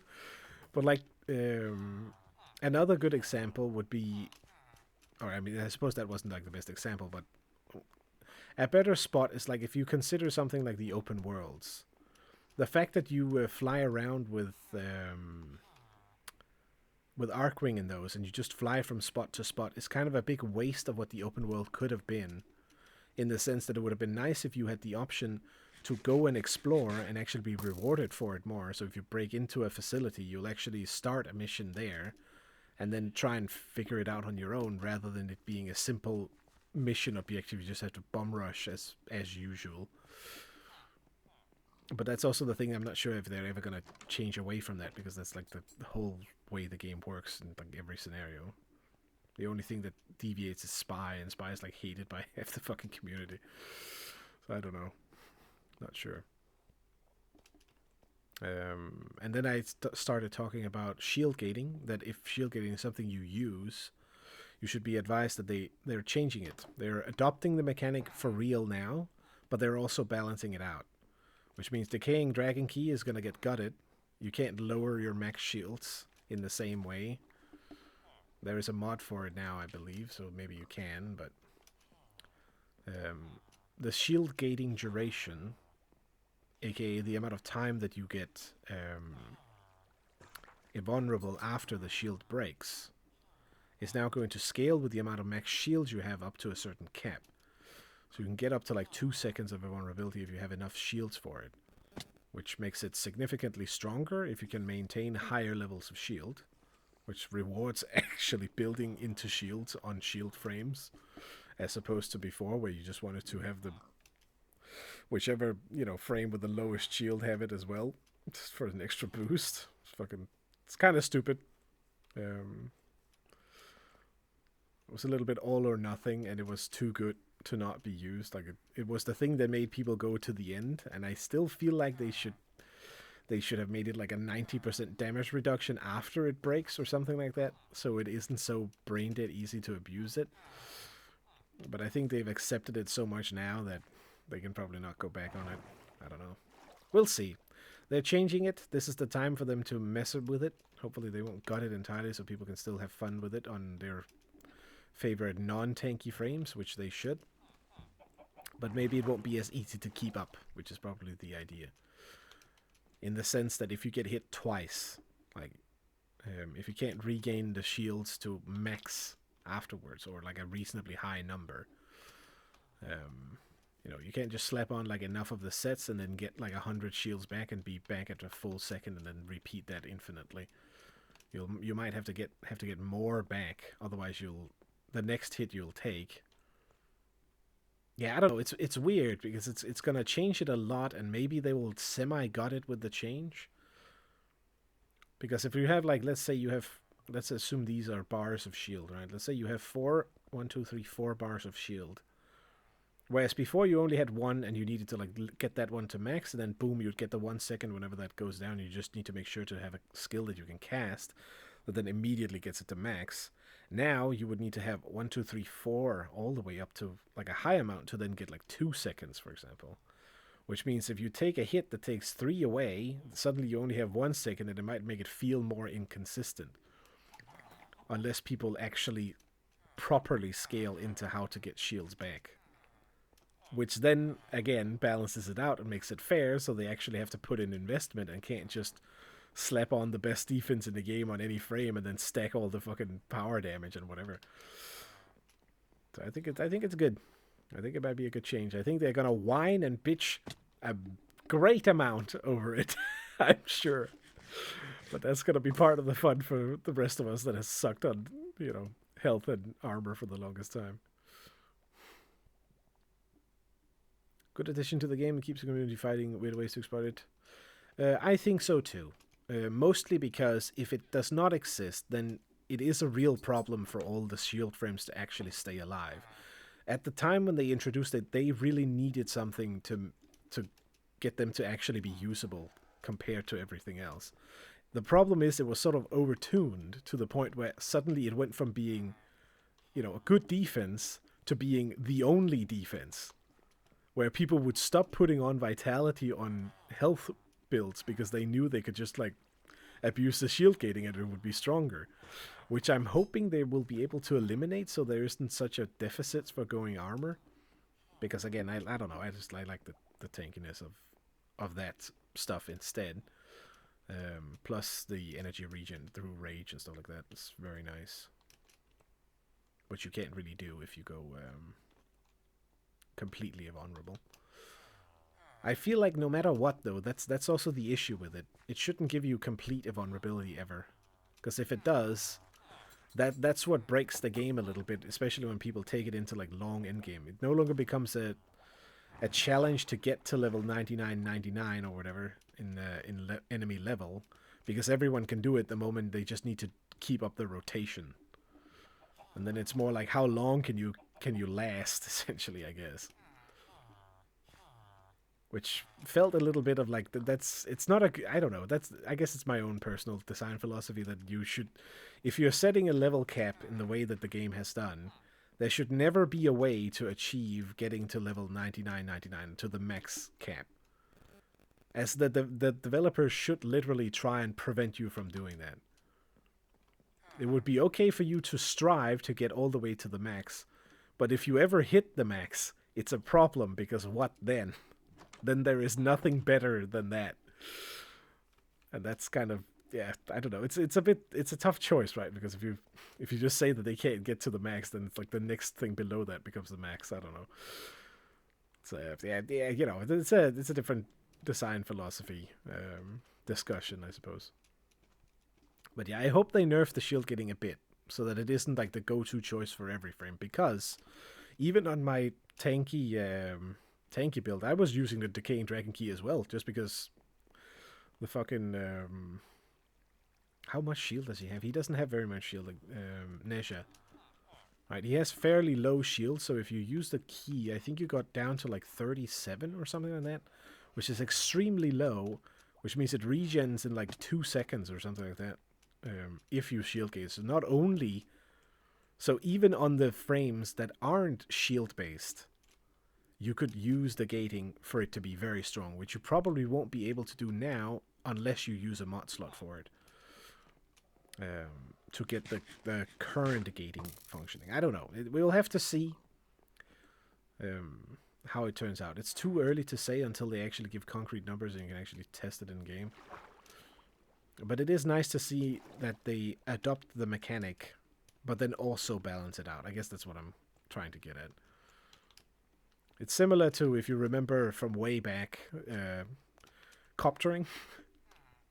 How they were like, okay, people clearly want this kind of speed and movement and all that sort of shaz in the game, but then we can't exactly allow them to just spam one fucking melee button all the time and have that fucking be the way to move around the game. And so they added the parkour, which I would definitely say was the right choice for the game, because it feels good when you get the speed proper going. Let's be honest, that's one of the biggest charms for the games, I'd argue. I'm just glad that you don't need a specific combo to be a tank frame anymore. Fully agreed. You probably still will, to be fair, but it becoming less mandatory is a good thing. And also, it was just a little too cheesy, right? Negate all damage by just making sure that you cast an ability every few seconds. Because that's basically what people were doing. They were using the mods that give you shields when you spend energy, lowering your maximum shields, and then you get 50 shields, and you have maximum 30, for example, in my case. One cast, and you're instantly back to max, and you get the fucking, you know, the invulnerability for free. It was not, you know, it's a bit too strong, and I'm happy that they've recognized that, at least. Whether they will overcorrect or undercorrect in their change of it remains to be seen. Coptering was stupid, but I like that instead of completely removing it, they added the actual game mechanic to replace it. Exactly. And I hope they do the same here. And it seems like it. By changing the default mechanic, first of all, but then also by adding a mod that gives you back the current way that it's working, which could be a good start to see if people just use the current way and nothing else. Like, there will be a mod that will lower your shields by like 80% or something like that, and then increase the recharge rate maybe too. I'm not sure. They mentioned it a little bit. I'm not sure if they've shown it off.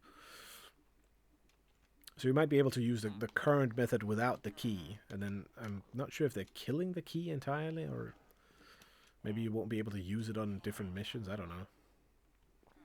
Some change will happen to it, which also makes sense, because it was counterintuitive if you think about it. It's supposed to be a downside. And when everyone is then... I still remember people were like asking, why? Hey, have you forgotten to take off the key? And I'm like, no, I'm using it on purpose. And there's a lot of people that didn't understand why.